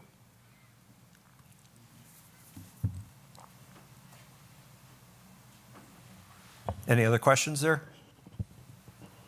Yeah, this is a bit random, but I was just wondering, is there an update on folks who maybe were interested in participating in the foundation? Since we're talking about finances? So I have had some general conversations in-house about that and the processes that we had in the past. I have not started the foundation deeper discussion, just because we've been trying to really focus heavily on, of course, staffing and kind of getting our budget kind of where it needs to be. It is not something that's off my table, I will say that. It is something that I'm still interested in. I do know there's a lot of other legality things that we have to look at too, as you look at foundations within the school district. Again, it's something that is not off the table, but we had to shift some of the focus to staffing and, of course, our preliminary budget. Oh, and I very much appreciate your priorities. Thanks. I was just curious. problem. That all sounds really good. All right, we'll try to look forward then at the 24-25 budget now that we've kind of talked about what the changes have been up to this point in time. Some of the key budgetary factors, declining membership again. We're using a 3-year average of 6,247. Last year's 3-year average was 6,333, and you can see the numbers that we're using. We've estimated our resident membership at 6,192. It was 6,261 last year. It's always kind of interesting, right, to wait until that third Friday membership report is filed and to see how close we were with our estimates and our projections there. The revenue limit maximum per member increases by $325 per member this year, so that'll increase our maximum revenue limit per member to the $11,325, and let's not forget the 36 cents. And then again, we'll be utilizing the remainder of our ESSER 3 funding, that approximately $2 million here to cover allowable costs through the end of September. And then those grant funds will be gone. Within the revenue limit formula, we are estimating that our equalized property valuation will increase by 10%. Last year's increase for the district was over 16%. It's been running strong in the double digits for the past 3 or 4 years. We feel 10% is probably a good number to use. Will it come in a little bit higher than that? Will it come in a little bit lower than that? It's all part of the estimate process, and we'll find out that answer on October 1st when the Department of Revenue certifies that value. The July 1st state equalization general aid estimate came in $60,466,424, and again, that's a reduction of approximately $565,000. That, as noted, shifts that burden to the local property taxpayers. It's an estimate. The actual certified value will be issued by the DPI on October 15th. It will change, no doubt. I put all of my money, all the district's money on that fact. That value will change. The question is, does it go up? Does it go down? And by how much? And we just have to wait and see. Salary adjustments are still to be determined. A value is built into the budget at present. We are still in negotiations with the BEA, and hopefully we can have some action on that in the coming months to help solidify that value. And again, we've talked about the monthly health insurance contribution increasing from 2% to 4%. The HSA remittal changes as well. Increases to tuition payments for School District of Beloit residents that attend independent charter school or the private local private school voucher program options. We can estimate those numbers, and again, the DPI will update the revenue limit worksheet, which will essentially provide us a better direction of how many resident students are enrolled in those other educational opportunities in mid-October. And then school department budgets were decreased by 10%. We talked about that earlier. This slide, I actually like this slide. It provides kind of a computation or how the revenue limit worksheet is calculated. Obviously, it's very high level. The revenue limit worksheet's 2 to 4 pages, depending upon how you look at it. But you take your total resident membership, we estimate 6,247, multiply that by the revenue limit per member, and you get this $70,750,000 value. You add in any declining enrollment, hold harmless, which currently in the revenue limit worksheet is 0 for the district. You add in any one-time non-recurring exemptions that are listed below. That value equates out to just over $3.5 million. And then you can add in any ongoing recurring exemptions, what the district currently has in as 0. There is a transfer of service opportunity that we'll be exploring. In the past, it's kind of varied wildly from, perhaps as little as like $3,000 to perhaps over $100,000. So we'll be trying to look at that as an opportunity to bring additional revenues in as well. The end product is our current revenue limit authority, as calculated with the estimates that we're using, provides us with revenues of $74,250,336 as controlled by the equalization aid and the property tax. Revenue limit is one of the key factors there is your local membership. That's membership, not enrollment. So the membership is the school-age students that reside within the school district and attend a public educational institution opportunity either at the school district of Beloit through open enrollment or the independent charter school. And you can see, unfortunately, that that has declined rather substantially through the years. So just kind of pointing that out. And then this balance between where the monies come from within the revenue limit. So essentially the equation says if you take your total revenue limit authority, that's $74,250,000, you subtract out the state equalization aid, the high poverty aid, and the other state aid, then you end up with that end product, which is the amount of revenue that you can tax and levy for. And you can see the amounts listed below that. Current estimates or revenue limit project that our general fund tax levy would be 12.5 million. Our Fund 38 debt service levy of 965,000. Our debt levy and fund, that should be Fund 39, apologies to that, I just saw that, is just over 105,000. And a projected debt service levy, community service fund, Fund 80 at 250,000. This slide is a high-level look at our revenue sources, both in our general fund, Fund 10. You can see that column there reflecting total revenues of just over 90 million. And then Fund 27, our special education fund, reflecting total revenues of just over 16 million. Try to put that in comparison a little bit. I just went back to our monthly revenue report for June.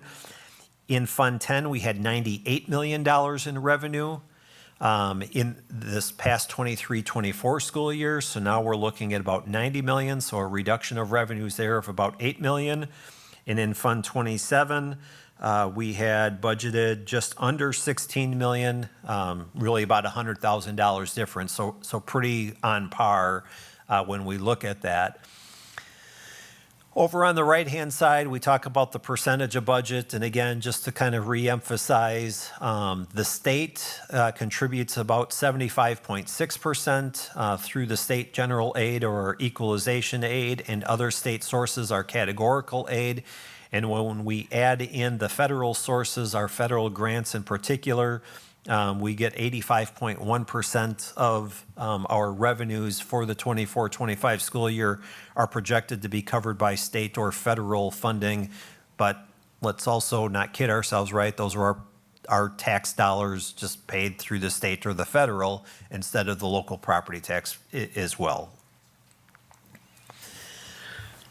Revenues by source, pie chart here looking at Fund 10. Again, 76.4% of the revenues coming from the state, 7.6% from the feds, really 14.4% forecast to come from the local property tax base. And then when we look at special education, almost 58.5% is part of that Fund 10 transfer, with 14.2% coming from the federal government and 27.3% coming from the state.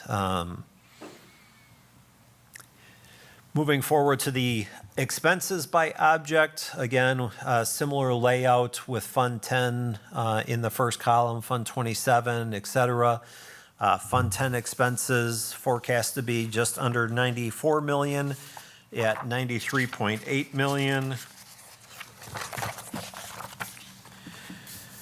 Just to provide a comparison, in the 23-24 school year, our Fund 10 general operation expenses totaled 98.2 million on a budget basis. The actual was 97.6 million. So you can see we do have our expenses down, but we obviously have more work to do. We still have a $3.7 million budget deficit to resolve over the coming couple of months.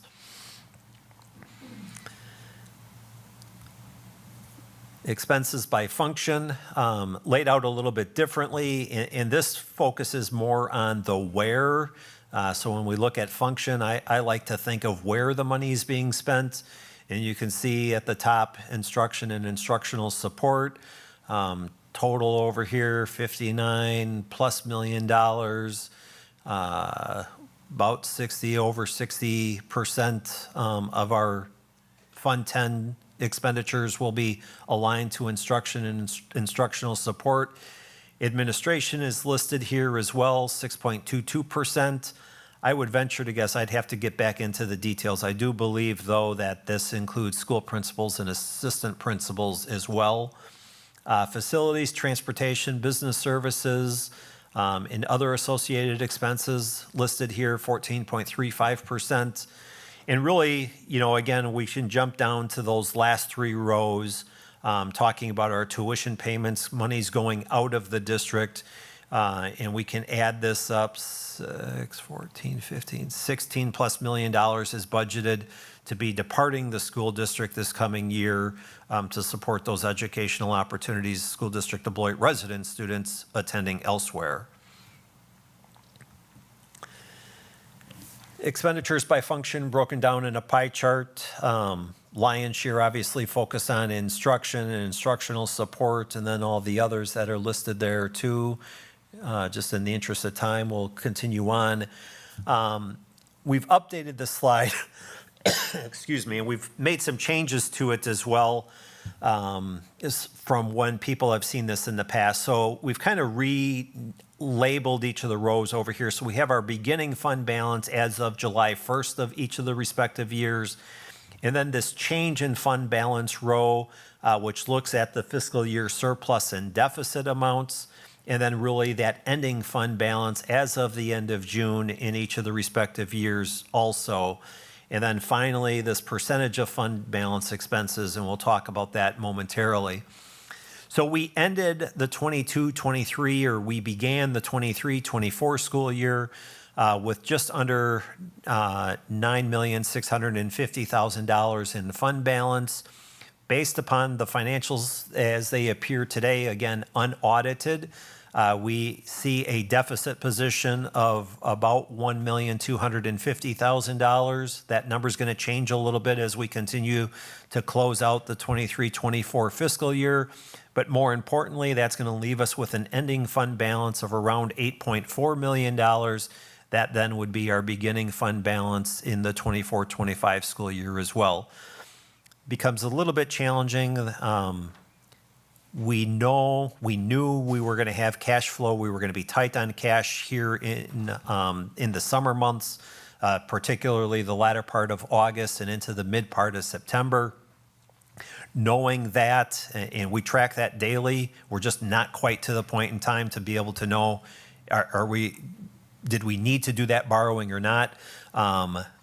But we know that we're going to experience similar challenges then in the 24-25 school year, with the next key point in time coming up in early to mid-November. Coming down again to the percentage of fund balance expenses, we ended 22-23 at 9.83%. Based upon the unaudited values that we calculate out, that puts our fund balance percentage at 8.59%, and you'll see the notation at the bottom. I pulled from School Board Policy 662.3 on fund balance, and I quote, "The goal is to maintain a minimum year-end balance of resources of at least 18% of the anticipated general fund expenditure budget." We're well short of that, which probably is not surprising to many people, though it is a bit unfortunate that we continue to consume fund balance instead of be able to replace and replenish fund balance. Lots of activity in the other funds. There's not a lot of focus on these. Most of these funds don't really contribute to the deficit surplus position. It can to some extent. So the activities budget here, a couple of things I'll point out. One is our Fund 73 OPEB trust, where we have over $4 million on deposit in that trust fund. And the last beneficiary of that trust, that benefit expires, I believe, in the month of October, so just in a couple of months. So we're going to have about $4 million in that trust, those trust accounts. There's actually two accounts that are used. that have the potential to be returned to the district and made available to us. I would not suggest that we look at that as a potential budget deficit gap reduction applied to that. That would not be wise. I would look to use those monies and have the board intentionally set that aside to rebuild fund balance, keeping in mind that if we end up in a budget deficit position in future years, you're going to tap some of those resources. But, we'll certainly work to avoid that. So just to kind of point that out. The other fund that I'll talk a little bit about is our Community Service Fund, Fund 80.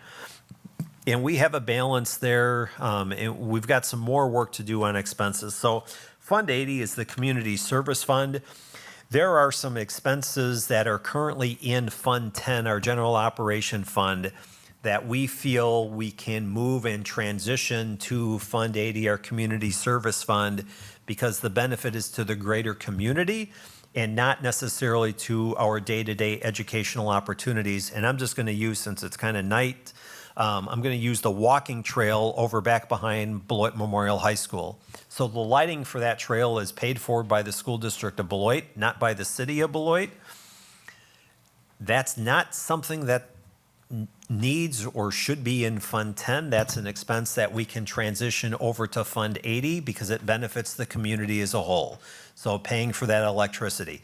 Don't ask me how much it is. We haven't figured that out yet. We actually need to get that metered so that we can actually track the actual amounts. Probably isn't going to add up to a whole heck of a lot. If I had to tell you, is it $25,000 over the course of the year? It's probably high. But again, it provides relief to Fund 10, then that we can use those resources elsewhere. Much like our Even Start programming. That programming too is open to the community and the public as a whole, serving both earlier youngers and adults. And all of that programming and expense can also be transitioned over to Fund 80. When we do that, Fund 80 falls outside of the revenue limit.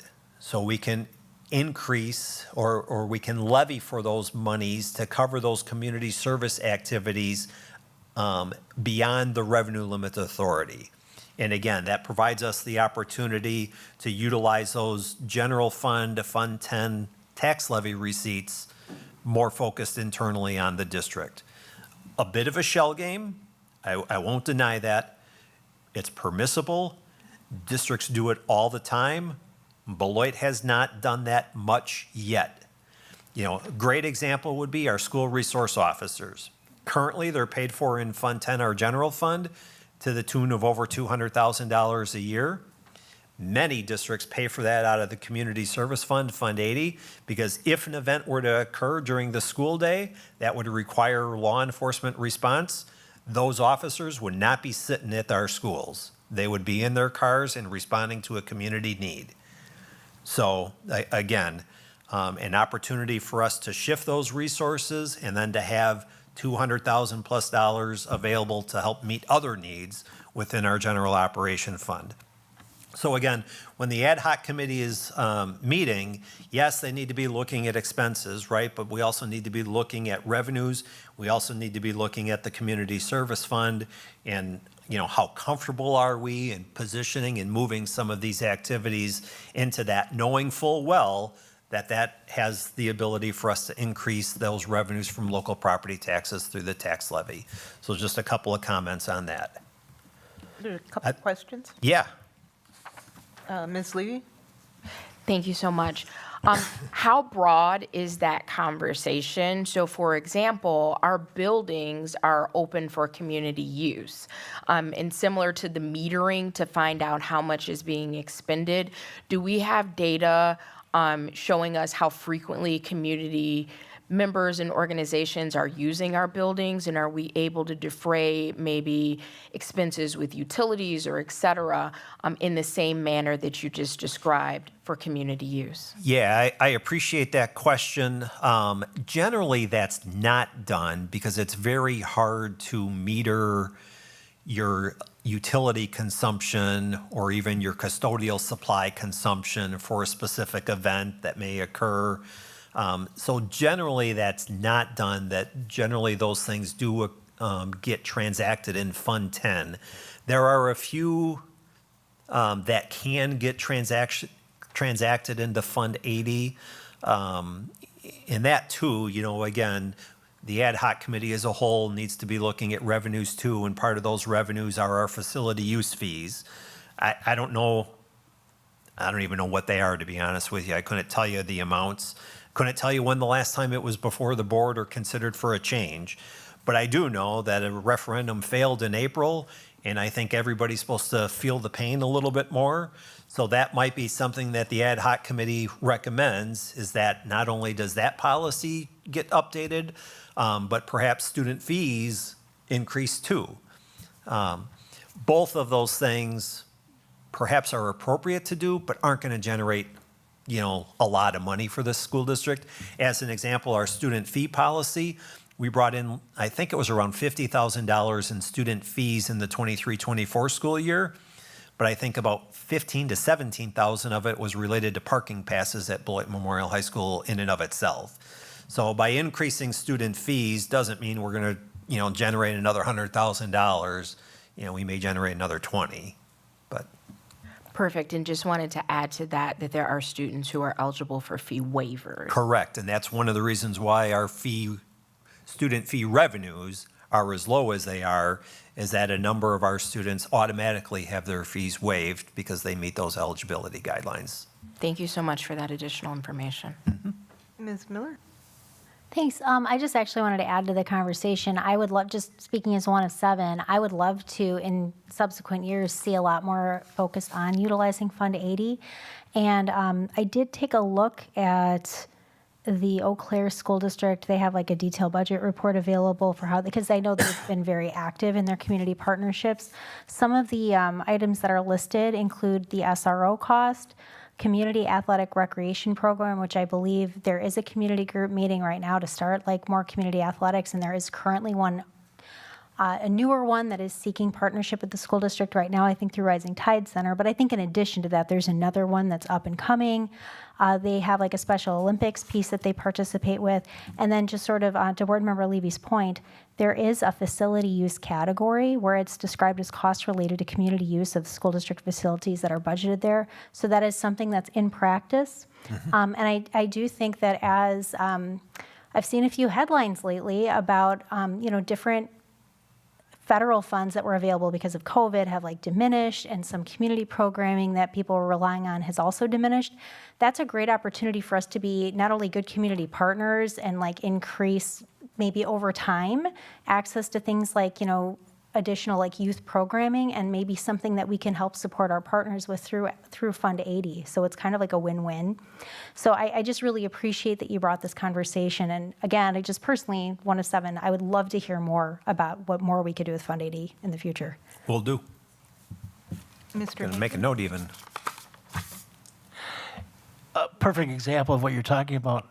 When the school district was opened up for the pool use, I know that was just a regular, it was an irregular, once in a lifetime happening, but. Right. But anyways, that's just part of the example. My question to you, Mr. Chady, and I'm sure it's in the budget. I remember a conversation we had when we did tap into the $2.5 million from our line of credit, but you also said that we would pay that back when we got our funds from the state. Is that in the budget as an expense?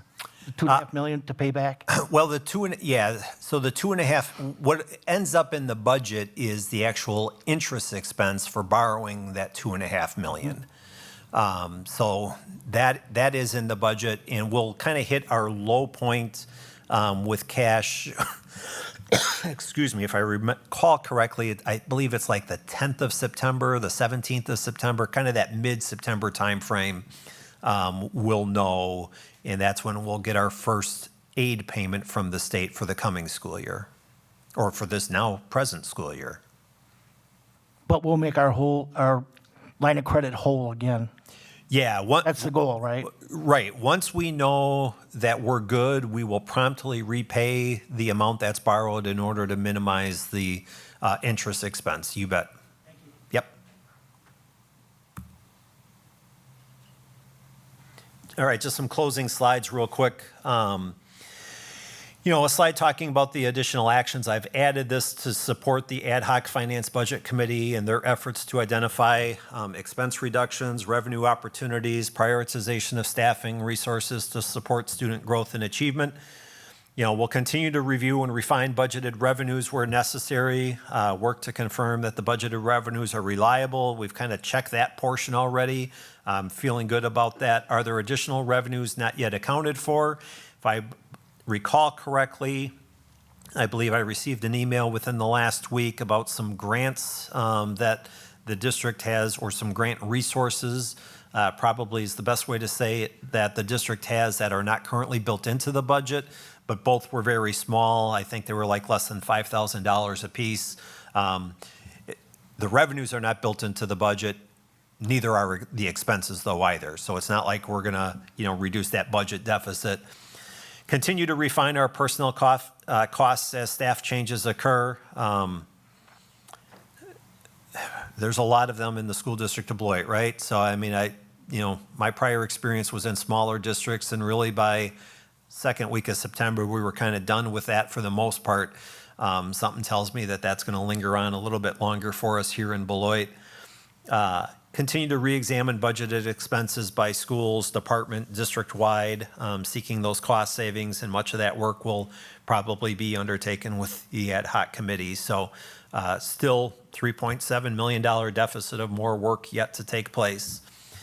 Timeline, preliminary budgets back to the board this evening for your consideration. Hopeful action needs to lead into that budget hearing, which I hope to get scheduled for the latter part of September. There's a publishing deadline, or requires to be published. The budget needs to be published in the Beloit Daily News. I believe it's 15 days prior to the actual budget hearing. We have to produce the materials, get them to the newspaper. So just some timing things that we have to work out there. The third Friday pupil count will occur on September 20th. Department of Revenue, the equalized property values get certified on October 1st. Department of Public Instruction certifies state equalization aid on October 15th. And then we also receive those final figures for charter school, private school vouchers in that mid-October timeframe when the DPI updates the revenue limit formula. And then a proposed meeting of the school board on October 29th. Could be before that, has to be done prior to the end of October to adopt the original budget and certify that tax levy.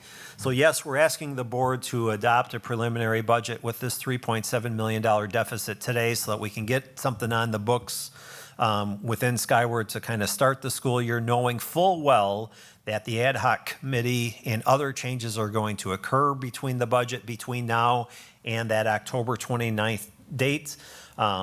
I would envision that we'll probably be back before the group with an update on where we're at with the deficit, perhaps some recommendations from the ad hoc committee first part of September, probably again first part of October, trying to work that number down and incorporate some of those things. So just kind of laying out the future over the next few months. And then a question slide if anybody has any final questions. Board President Johnson, I just have one. I'm so sorry to circle back, but I completely forgot to bring this up earlier. With regard to the Fund 80 conversation, I was thinking about that and our staff, like some staff retention issues. And I know that in the past we had childcare provided for staff. I'm wondering, I actually just spoke to somebody recently who would love to come back and work for DLI at Todd and is unable to because of lack of affordable quality childcare for their child. But mentioned that if childcare were not a barrier, would love to come back to work at the district, like left, to be a mom, et cetera. Now, I'm wondering if it's possible, since I saw on your slide there's like additional considerations and things like that, what the logistics or how feasible it might be to look into doing some kind of a Fund 80 childcare option, which of course has to be open to the full community, but could perhaps also be worked in as a benefit and as a way to help retain our current staff members or possibly attract other teachers as well. And I don't certainly expect you to have like, here, out of my pocket, I have this whole plan. There are a number of resources available. I'm curious, do you feel like that's something that could be done like within the next few years, like short-term wise, or is that more of a long-term? I'll answer that question. Sure. You know, two things on that thought. There is a couple of districts that in the state of Wisconsin that is currently doing that too. And so I do have a phone call out. I'm going to put it out to my network and just say who's doing it so I can have a conversation with them. And my first thought, I'm thinking Stevens Point, but I could be wrong about that. And so I will put a message out to my network just to see, you know, who's already doing it, because there's no need to recreate the wheel. Just look at the plans that a different district may have and kind of, you know, reiterate that for our school district. We have had conversations about it internally, myself and Mr. Chady. I think it's very important that everyone notes that that's something that we believe we could possibly still pull off here in the school district. And when I say 2 or 3 years, I do think that's something that we can do. We do have space for it, naturally. I can say that, but how we can make it work for a community and our staff is the question mark that one could argue is on that last slide that Mr. Chady had, how we can make it work for the entire community. Now, I know there's a shortage, and let's say we have, you know, of course, 600 teachers, and there's going to be numerous childcare needs there. It would need to be, you know, a community space where community children could be a part of this, as well as our staff, if we're going to use the community space. Or it could be just revenue just for our staff. So food for thought, I am thinking about that. I am going to put a note out to my network just to see, you know, who's already doing it, so we can kind of look at their plan. There was actually a presentation done at the state convention around that same thought. And so it's a matter of hooking up with those other districts. Yeah, and the last thought on that occurred to me earlier, so yeah, there is a childcare desert in Wisconsin and has been for almost 10 years, particularly in rural Wisconsin, but everywhere, and certainly here in Beloit. Dr. Underly, when she was running for state superintendent, talked about DPI offering funding to school districts to partner with existing local area child care providers. And I don't know enough about Fund 80 to know if this is feasible, but one thing that I would ask when you reach out to partners is wondering if it's executable under Fund 80 to do it through MOU, where we could have like because we certainly have licensed space because we've worked with Head Start and they're very strict with licensing, so I know we definitely have space in the district.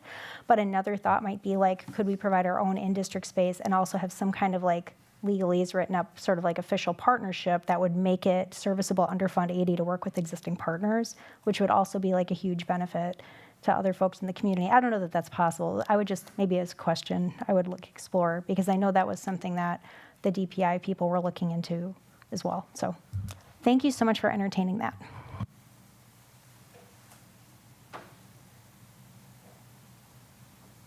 Any other questions?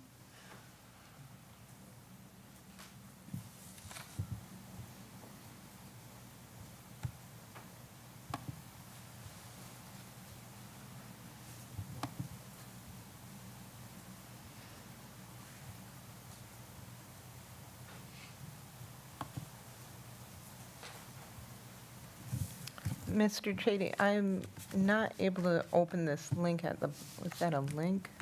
Or you just want a general, is that down there, is that a link there?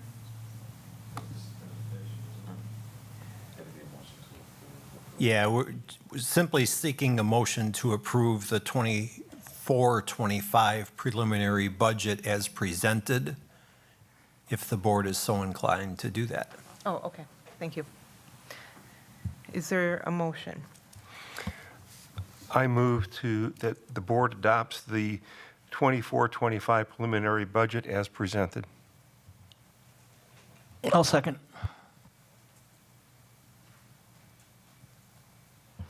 We have a motion by Greg Schneider and a second by Tom Hanks to approve adoption of the approval of the 23-24 preliminary budget as. It's 24, that's wrong. Oh, that was, I'm sorry. It should say 24-25. 24-25 preliminary budget as presented. Any discussion? Mr. Nichols. First of all, great job, Mr. Chady, Dr. Garrison. It's amazing how much work is where we are. I excuse me, you can call me old-fashioned, but I'm not into approving a deficit budget. I just think we need to continue to move with the momentum you've got, and let's look at it the 1st of September. We might even want to look at it at the next meeting. Just a suggestion, because we're getting down to crunch time, and I hate to start a school. I would hate to start the school year with a deficit budget. So that's my personal opinion. Doesn't necessarily reflect that of management. Anyone else? Mr. Hankins? Well, I think I respect what you're saying, Mr. Nichols, but I think I'm under the understanding this is a preliminary. We're going to keep working, and as we stated, as a budget, it's going to change over time. I mean, the goal is to be a balanced budget by the time we go to vote on the whole package. So I think I understand what you're saying, but I think, we've got the ad hoc committee. We know we're still $4 million short. We're going to keep working that way. But I think this is just it is what it is, a preliminary. And so it keeps the ball rolling to the state, which we have to do. Thank you. Ms. Miller? Oh, thank you so much. I was going to say the same. I'm very empathetic to what you're saying, Mr. Nichols. I think it's important to set not only the intention, but the standard to provide as fiscally responsible a budget we can to the community.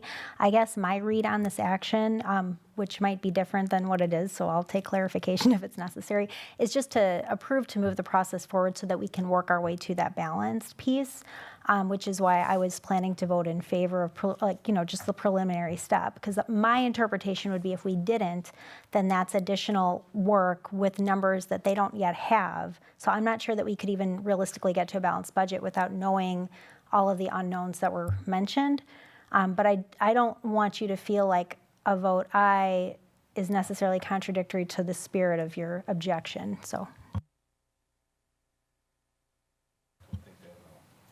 Ms. Levy? Thank you so much. I'm not able to support an aye vote this evening for different reasons. One, I don't disagree with anything that you presented this evening, and I appreciate the work that you did. My concern is that and I'm a fan of consistency, as this agenda item is posted, it's listed as discussion information. So if we were going to vote to take action, I think that we should have alerted the public that action might be taken. Another way to remedy that is if we remove those monikers altogether and just remind the public that action could be taken on any item that's listed on the agenda. But for us to specifically say discussion, information, I believe leads the public to believe that action will not be taken because it's not listed.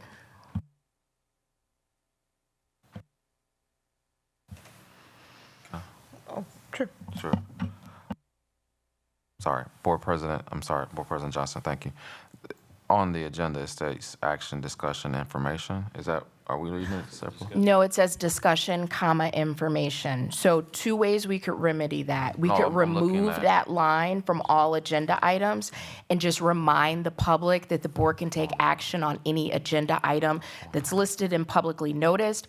But for us to have that listed as discussion, information, if I was just J&Q Public, I would think that no action would be taken tonight. So just in the spirit of fairness and transparency, I'm not able to vote to support the preliminary budget because I think that's a little misleading.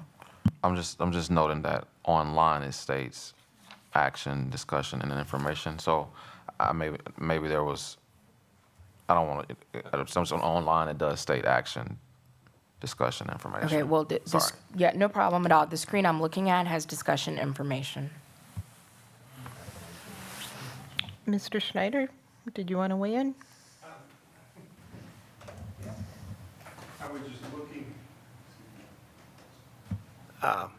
I was just looking at board docs. And again, for type, it's action, discussion, information.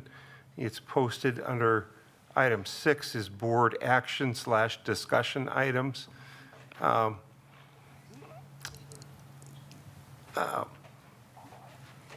And so with those headings, I'm comfortable with that we posted this correctly, knowing that there could be action on this item as we go forward.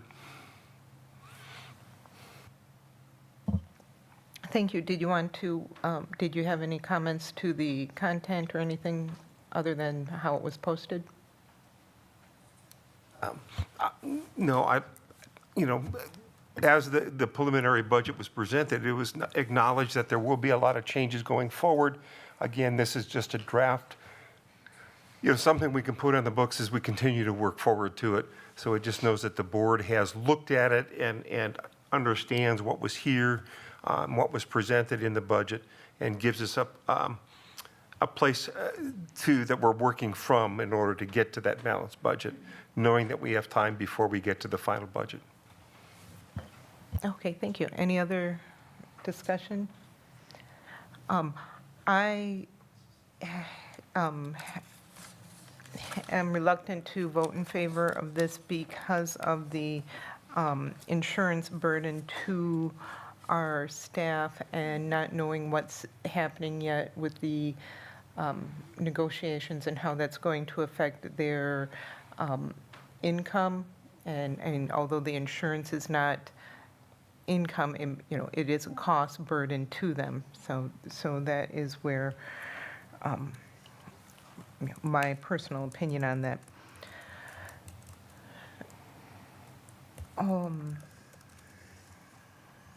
Michelle, can we get a roll call on this, please? Yes. Are you ready? Okay. Oop. Greg Schneider. Aye. Amy Levy. Nay. Brian Nichols. Nay. Tom Hankins. Aye. Megan Miller. Aye. And Tia Johnson. Nay. Motion failed. Thank you. That brings us to the next item, district goals.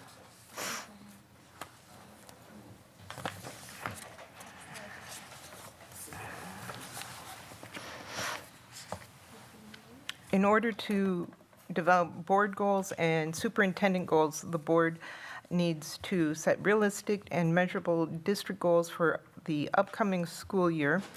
The following goals are proposed goals based on the needs of our district, students, staff, and community. I drafted these goals as a starting point and looking at our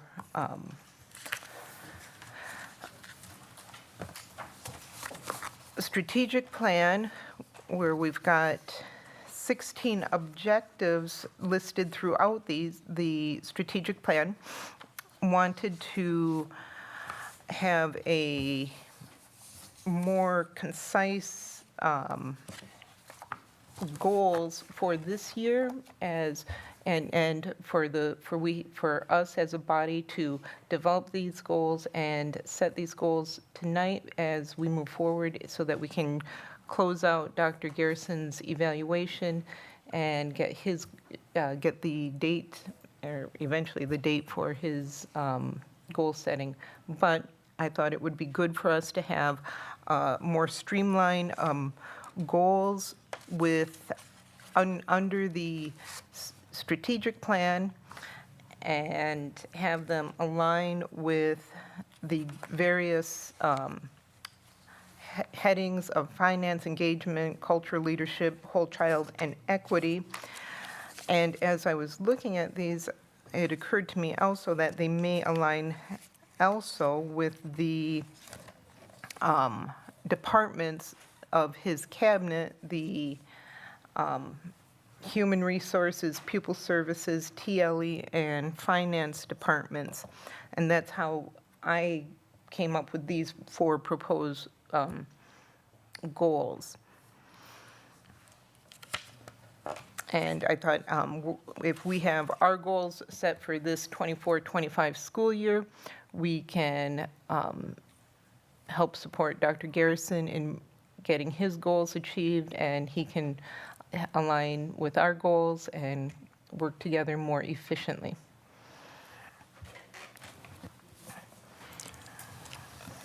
I move approval of the 24-25 district goals.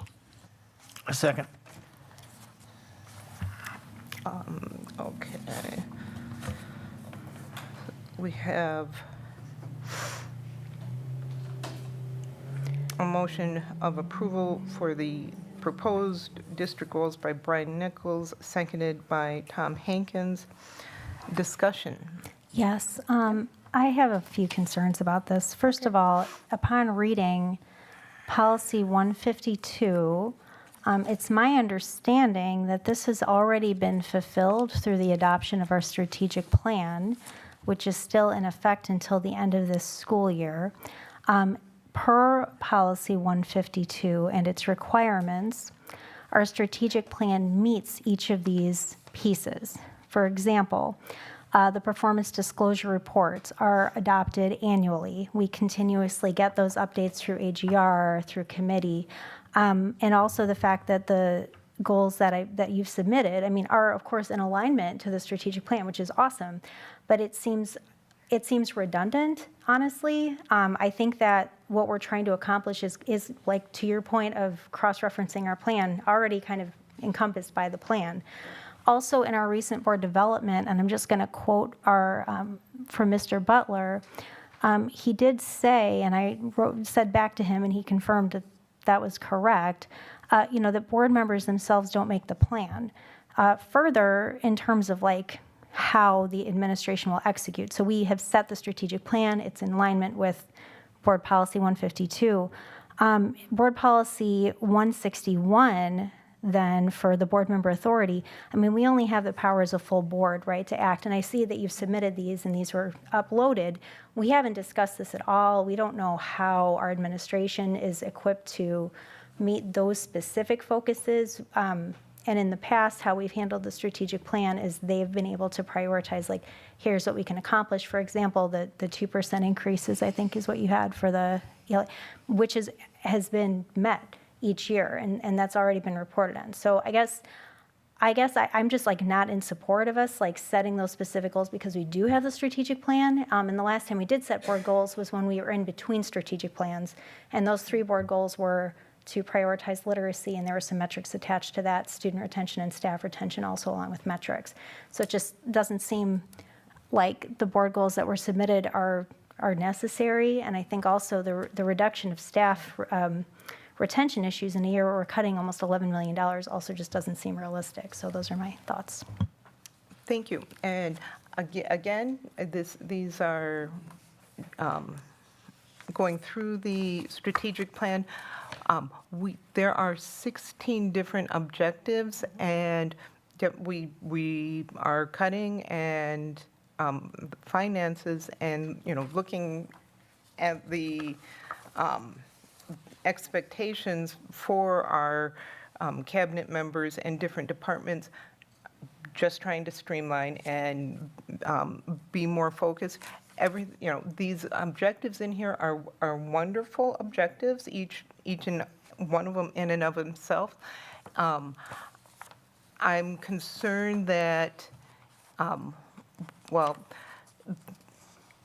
as a strategic plan, that I don't know how faithfully we've been updating this and following, going year to year, saying, okay, this, looking at it. In fact, the city of Beloit, they actually, produce an annual update so that the public can know what's being achieved and whatnot. I know we have our annual State of the District presentation, but again, just to help streamline and focus what we're looking at this year, considering this is a 3-year plan.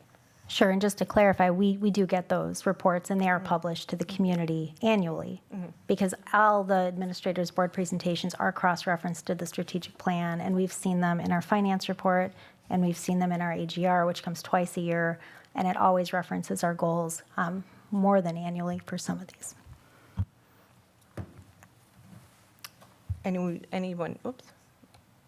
Any other discussion, questions? Mr. Hankins? Yeah, I really enjoy putting this forward. I think as a new board member, I like to have these attainable goals that we're almost self-evaluating ourselves, the board. These are giving the board goals, and then that way we can convey our message when we do goals for Dr. Garrison and his staff. It would laser focuses, this is a year. We would like to see this stuff. This is so we can look at this and keep us, the board, on task. And this will change from year to year, obviously, but on what our needs will be. But I like this idea. It's streamlined, like you use that word.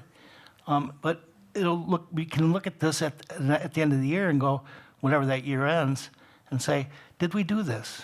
Or do it quarterly. Say, how are we doing as a board? I think it gives direction to admin too. Mr. Schneider?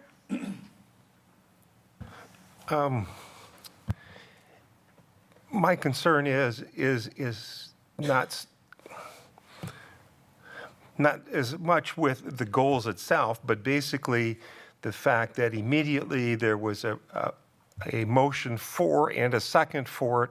The discussion is now basically pertaining to whether we should approve these or not, and so therefore they are no longer considered a draft document because of the way that it's going forward. In order to begin to change these would then be, and having a discussion to move these forward would include modifying motions throughout it or voting the motion down and then approving it. Again, these are board-specific goals and are not the superintendent's goals, because the superintendent's goals needs to be done in conjunction with the superintendent.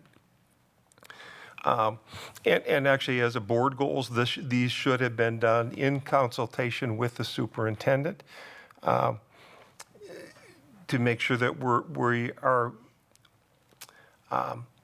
working with things that we can truly look at and work with. I agree with the topics that are here. I think we do definitely need to do that. I'm not sure that the presentation, for example, number 4, how can we set a goal to reduce 20% reduction in staffing resignations? We can really work it to do that. And our target might be 20%, but how is that a realistic mark?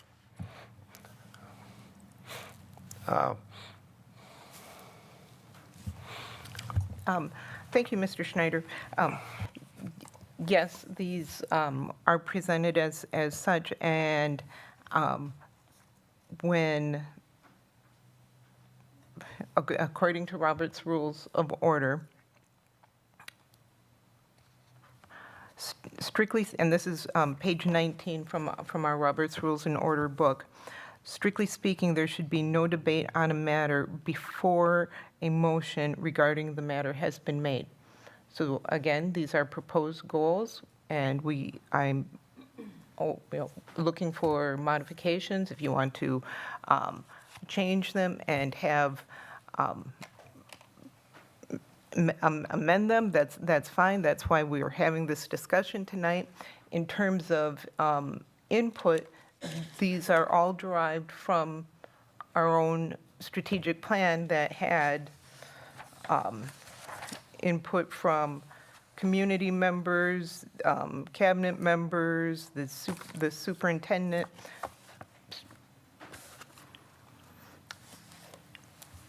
Any other? Ms. Levy, your hand is up. Thank you so much for the acknowledgement. And thank you for referencing Robert's Rules, always a great idea. With respect to how this is being handled, we could have done something similar to what just happened.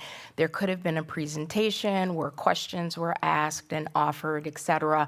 It has been my experience in my 4 years on the board that when we talk about board goals, or even more broadly, board and superintendent goals, that we handle that in a workshop environment where everyone can bring their proposals to the table we can hash them out and come with goals that resonate for us collectively. So I don't want to be repetitive. I echo a lot of what Board Member Miller and Board Member Schneider have already stated. And for those reasons, I'm not able to support the proposed goals this evening. Oh, and one final point. When it is time to vote, if we could have a roll call, that would be great. Thank you so much.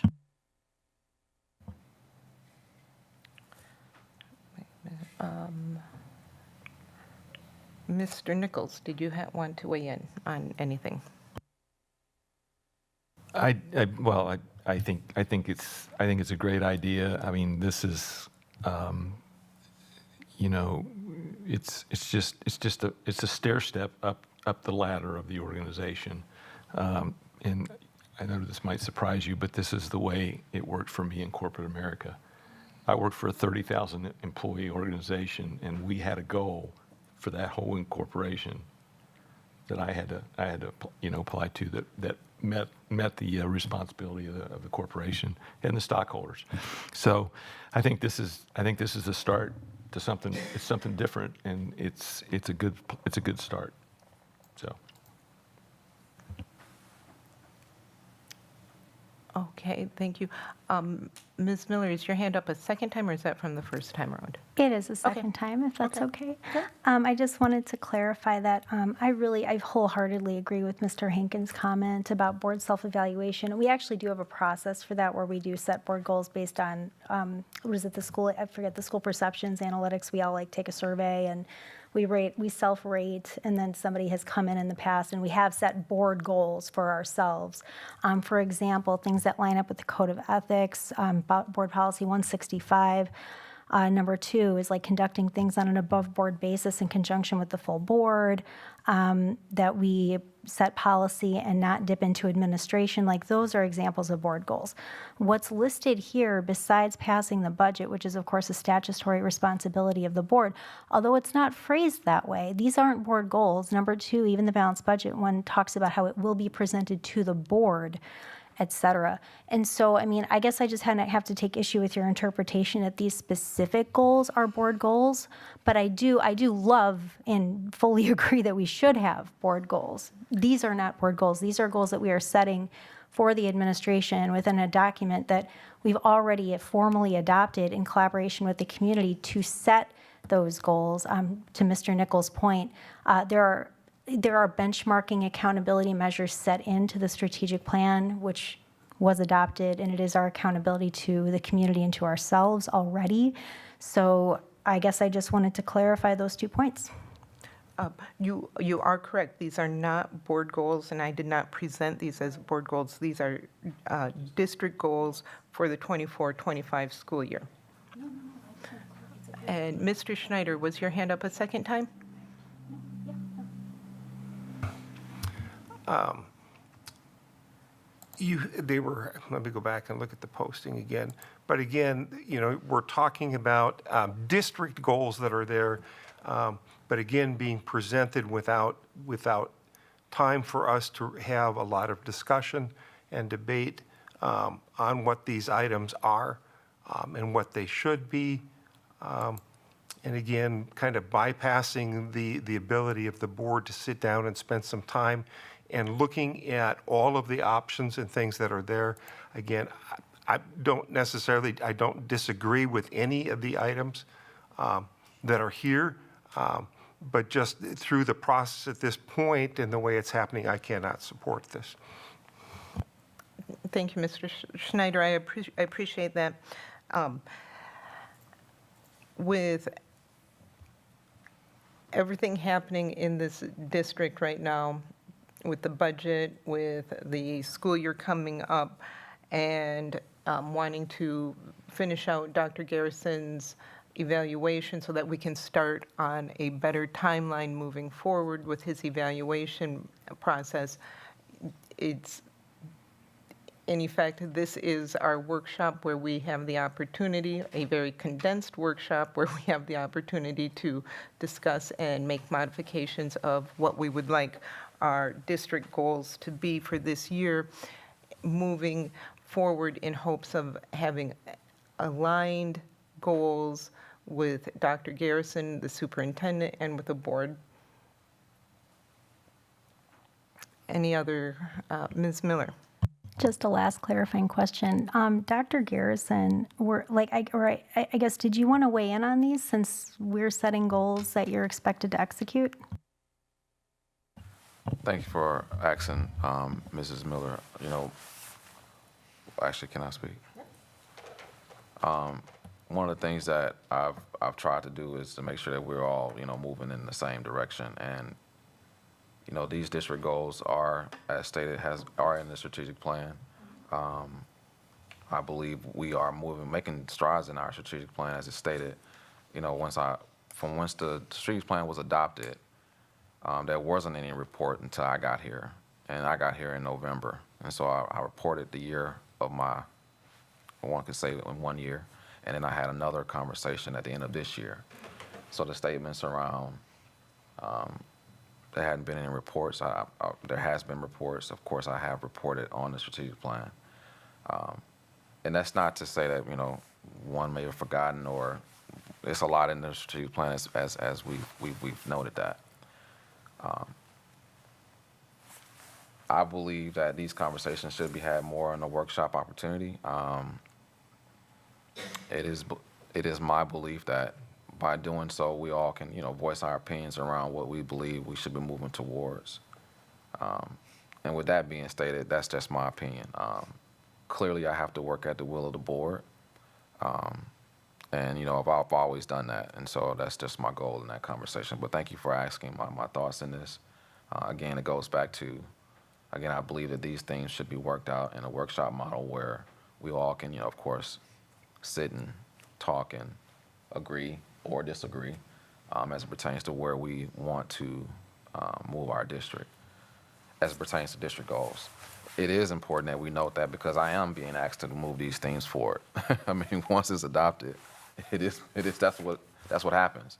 I'm the one that has to move it forward, and without everybody's voice at the table, it kind of, I would like to have that even with the cabinet at the table to discuss, you know, those thoughts, you know, holistically. And so, again, once the decision is made, I have to move those things forward. And thank you, Mrs.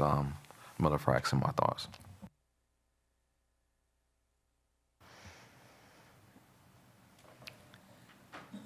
Mr. Hankins? I just think it's important that we do this, the district goals, before we go into session, and when we do the goal setting for our superintendent, that we have our own guidelines. And I think that's, my perception was that that's what this exercise was. So when we made these, if we approved these, then we had a tool to use when we do his goal setting for the next school year. And that's why I thought it was important that we do this before that.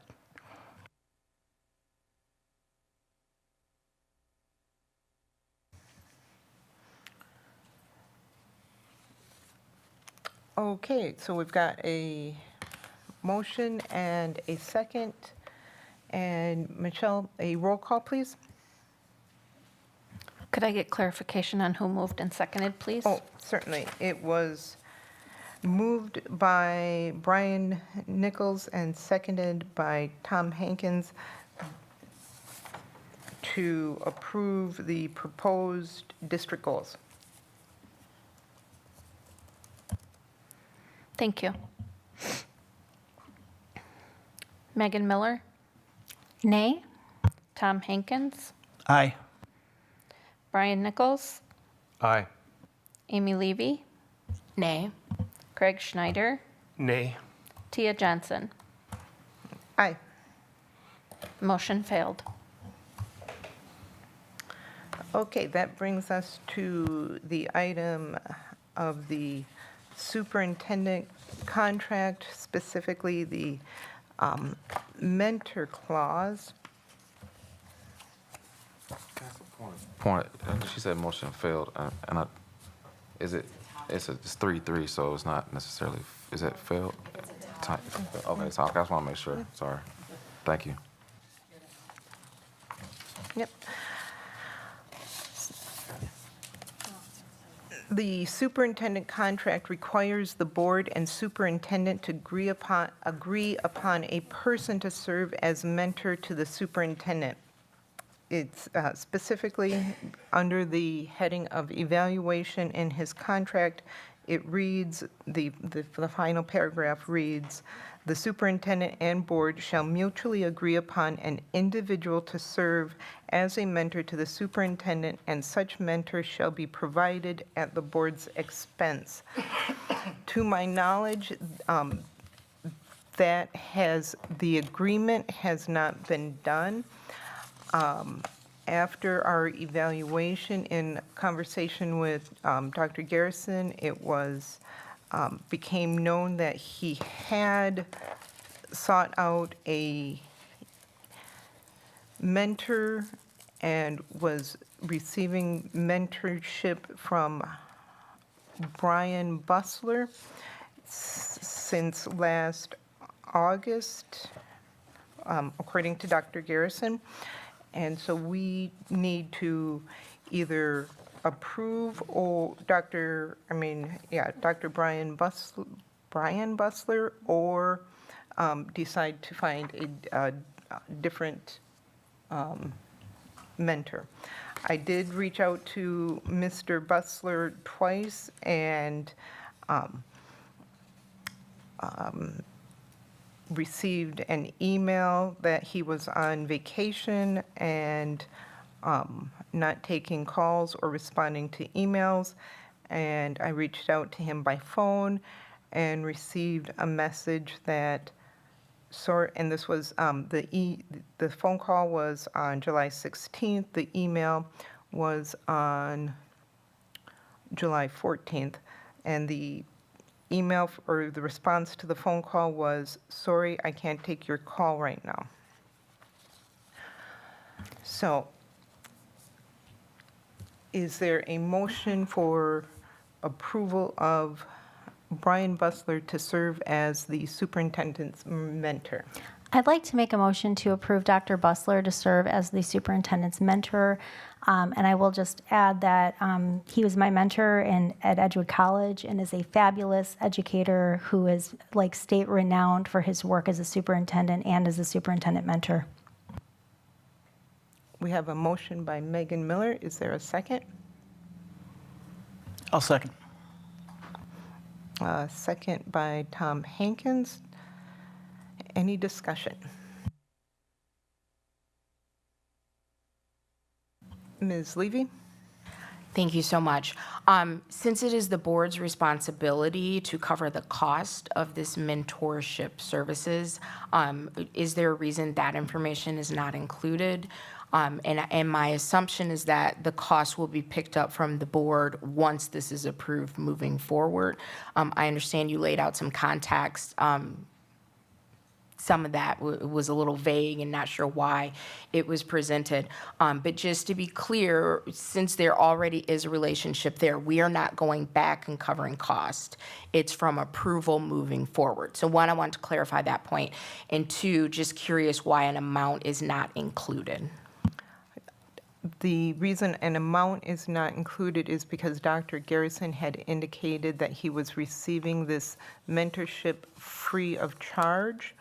Of course, it doesn't cover his time that he's receiving this.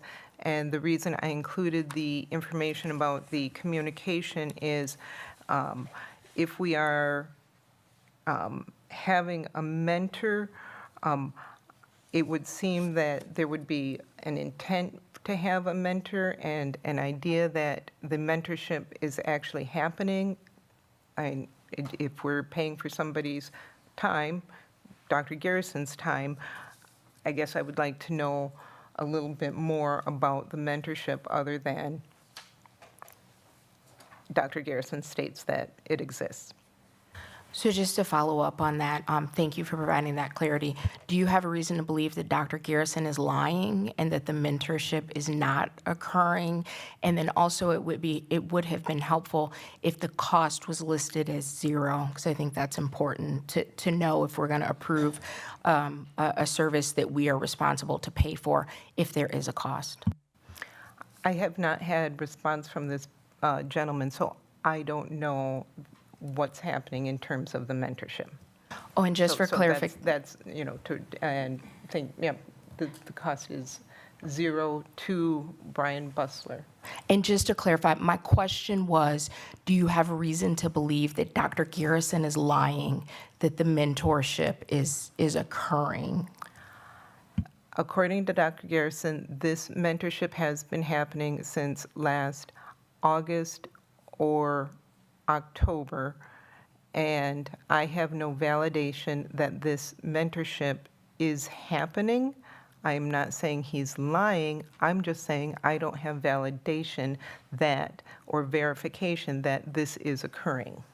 Thank you so much for that clarification. If Dr. Garrison says the mentorship is happening, I have no reason to believe that he is lying. Thank you also for clarifying that this is not an additional cost to the board. Thank you. I have a question. I think Greg Schneider's hand was up first. That's fine. Yeah. Okay, just, my thoughts are, of course, if Brian Bustler is the mentor, that the discussions between Dr. Garrison and Brian Bustler are confidential in nature, and that the board has no influence over what is happening during that mentorship or the topics that are being discussed. Thank you. And again, I would just like to know that they are indeed occurring. Dr. Garrison. Yes, point of clarification. We have a membership with WASD, just like we have a membership with at WASDA. And so our membership covers my mentor. So when we say cost, I want to make sure that we're very clear that just like we have a membership with the School Board Association, we have a membership with Wisconsin Associated School District Administrators. And it's a free service because we're a member. I want to make sure I clarify that. I don't want anyone walking away here thinking that we don't pay for our memberships, because we do pay for our memberships. And that's how this is a service that I've been able to walk into. Now, with that being stated, I appreciate everyone's thoughts in this. I would like to just note that when I read the contract and I saw a mentor there, I was trying to go about it the cheapest way possible, which is this is the cheapest way possible. Now, of course, there's a lot of mentors that we can go out there and look for that's 5, 10, all up in the numbers. And I thought that this would be the way to go, in that it was a free service, in that it's part of the membership. And me being, quote unquote, a new administrator, in this role. So although I do work with other superintendents and actually help them, this is a space where I actually can get help as well. Any other discussion? Mr. Hankins. I'm just my own personal new board member. I just thought this came up. I don't like the word lying or misrepresentation, but I thought it came up because reading said contract or evaluation, it came to light that he was to have a mentor, and I guess so. What I heard back from fellow board members was they didn't have any notification that he was getting this, so I think it was more a housekeeping item rather than an accusation. Correct. No, this is not an accusation. It's just, let's do our due diligence and make certain that this is actually occurring and being fruitful. Mr. Nichols, did you want to weigh in?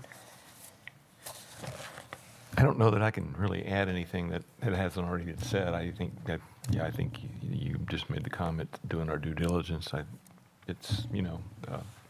would just, Dr. Garrison, I would have just said, it might have been a good idea to mention to, at the time, I guess it would have been Board President Levy that, hey, I found a mentor, and, just let somebody know, because it's part of your contract. But anyway, that's water over the dam, and we can't change that. So, yeah. No, I got you. Yeah. Okay. Yeah. Okay, we have a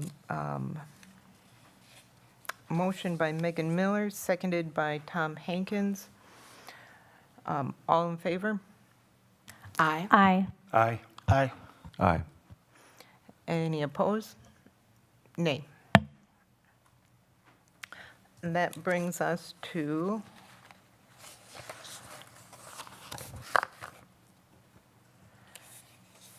the consent agenda. Typically, there is no separate discussion of items unless a board member so requests, in which event the item or items will be removed from the general order of business and considered in their normal sequence on the agenda. Is there any board member who would like any of the consent agenda items removed? Board President Johnson, could we please remove item B, the meeting minutes from July 16th?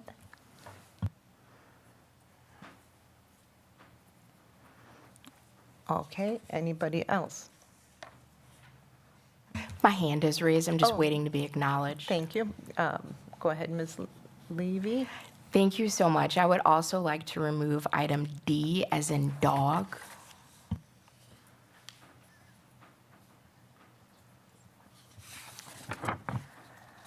Okay, and Mr. Schneider? That was left from, sorry. Okay, so can I get approval, a motion for approval of the consent agenda of items C and E? D was removed. So moved. Second. We have a motion for approval of the consent agenda of items C and E, moved by Amy Levy, seconded by Brian Nichols. Any discussion? All in favor? Aye. Any- Aye. Any opposed? Approval of minute meetings from July 6th. Ms. Miller? Yes, the 16th. That's okay. No, thank you so much, Board President Johnson. I just was confused under 5. Okay, so like if you open up the document and you scroll down to number 5, where it says board action / discussion items, I guess I just didn't understand. There was something highlighted in green that says accidentally deleted - need to re-listen to the tape ! And I just didn't know if that was in there erroneously or if I was missing context. So I just wanted to ask about that.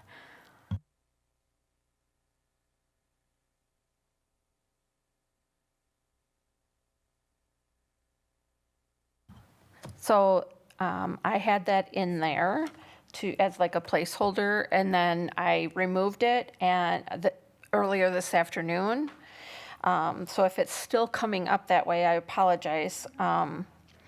So I removed it and then put in the sentence, basically that Brian Anderson had updated everybody on what happened at the previous 2 business operation and finance I really meetings. thank you so much for clarifying. Yep. And unless anybody else has thoughts or questions, I'd like to move approval of the board meeting minutes from July 16th. Second.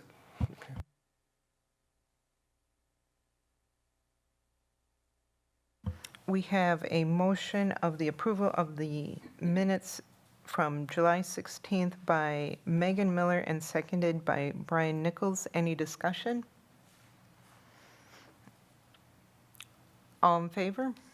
Aye. Aye. Aye. Any opposed? Motion carries. That brings us to D, approval of minute meetings, special meeting June 25th. Ms. Levy? Thank you so much.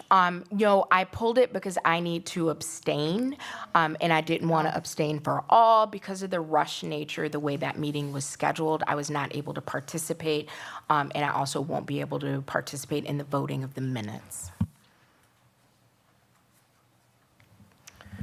Okay, can I get an approval of the meeting minutes for the special meeting June 25th? So moved. Second. Motion by Megan Miller, seconded by Greg Schneider. Any discussion? All in favor? Aye. Aye. Any opposed? Any abstaining? I'm abstaining from the vote.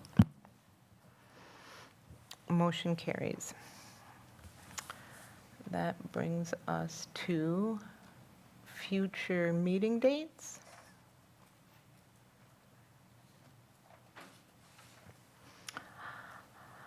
The Ad hoc Finance Budget Committee meets tomorrow, Wednesday, August 7th at 5 p.m.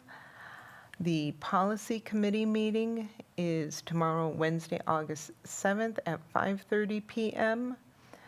The next regular board meeting is Tuesday, August 20th at 6 p.m.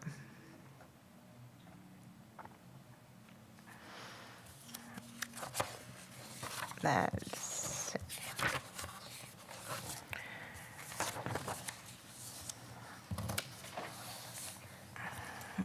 Item 9, Human Resources, Employee Recommendations. Are there any open session questions on either Exhibit A or the interview panel diversity report?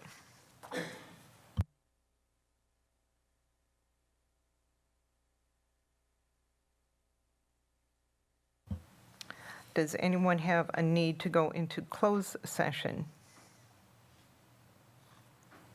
No, but I will note that it looks to be properly noticed per the documentation that we received this evening. Okay.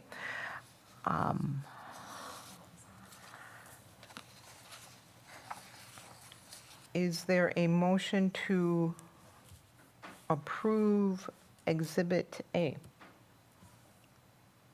So moved. Second? Motion to approve Exhibit A by Megan Miller, seconded by Greg Schneider. Any discussion?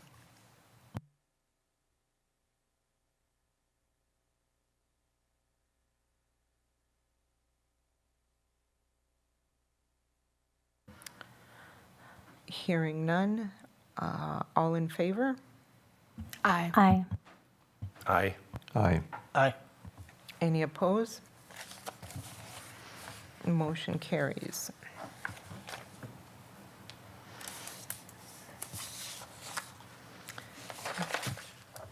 Our next item, executive session. Typically, the board meets in closed session per state statutes listed below to discuss items in this section of the agenda. The public is excused from this portion of the discussion. A motion may be made and a vote taken to convene the Board of Education into closed session pursuant to Section 19.85, Parent 1, Parent E of the Wisconsin State Statutes relative to negotiating public funds. So moved. Second? Motion to go into closed session by Megan Miller, seconded by Greg Schneider. Any discussion? Michelle, can we get a roll call, please? Yes. Greg Schneider, Aye. Amy Levy, Aye. Brian Nichols, Aye. Tom Hankins, Aye. Megan Miller, Aye. and Tia Johnson. Aye. Motion carried.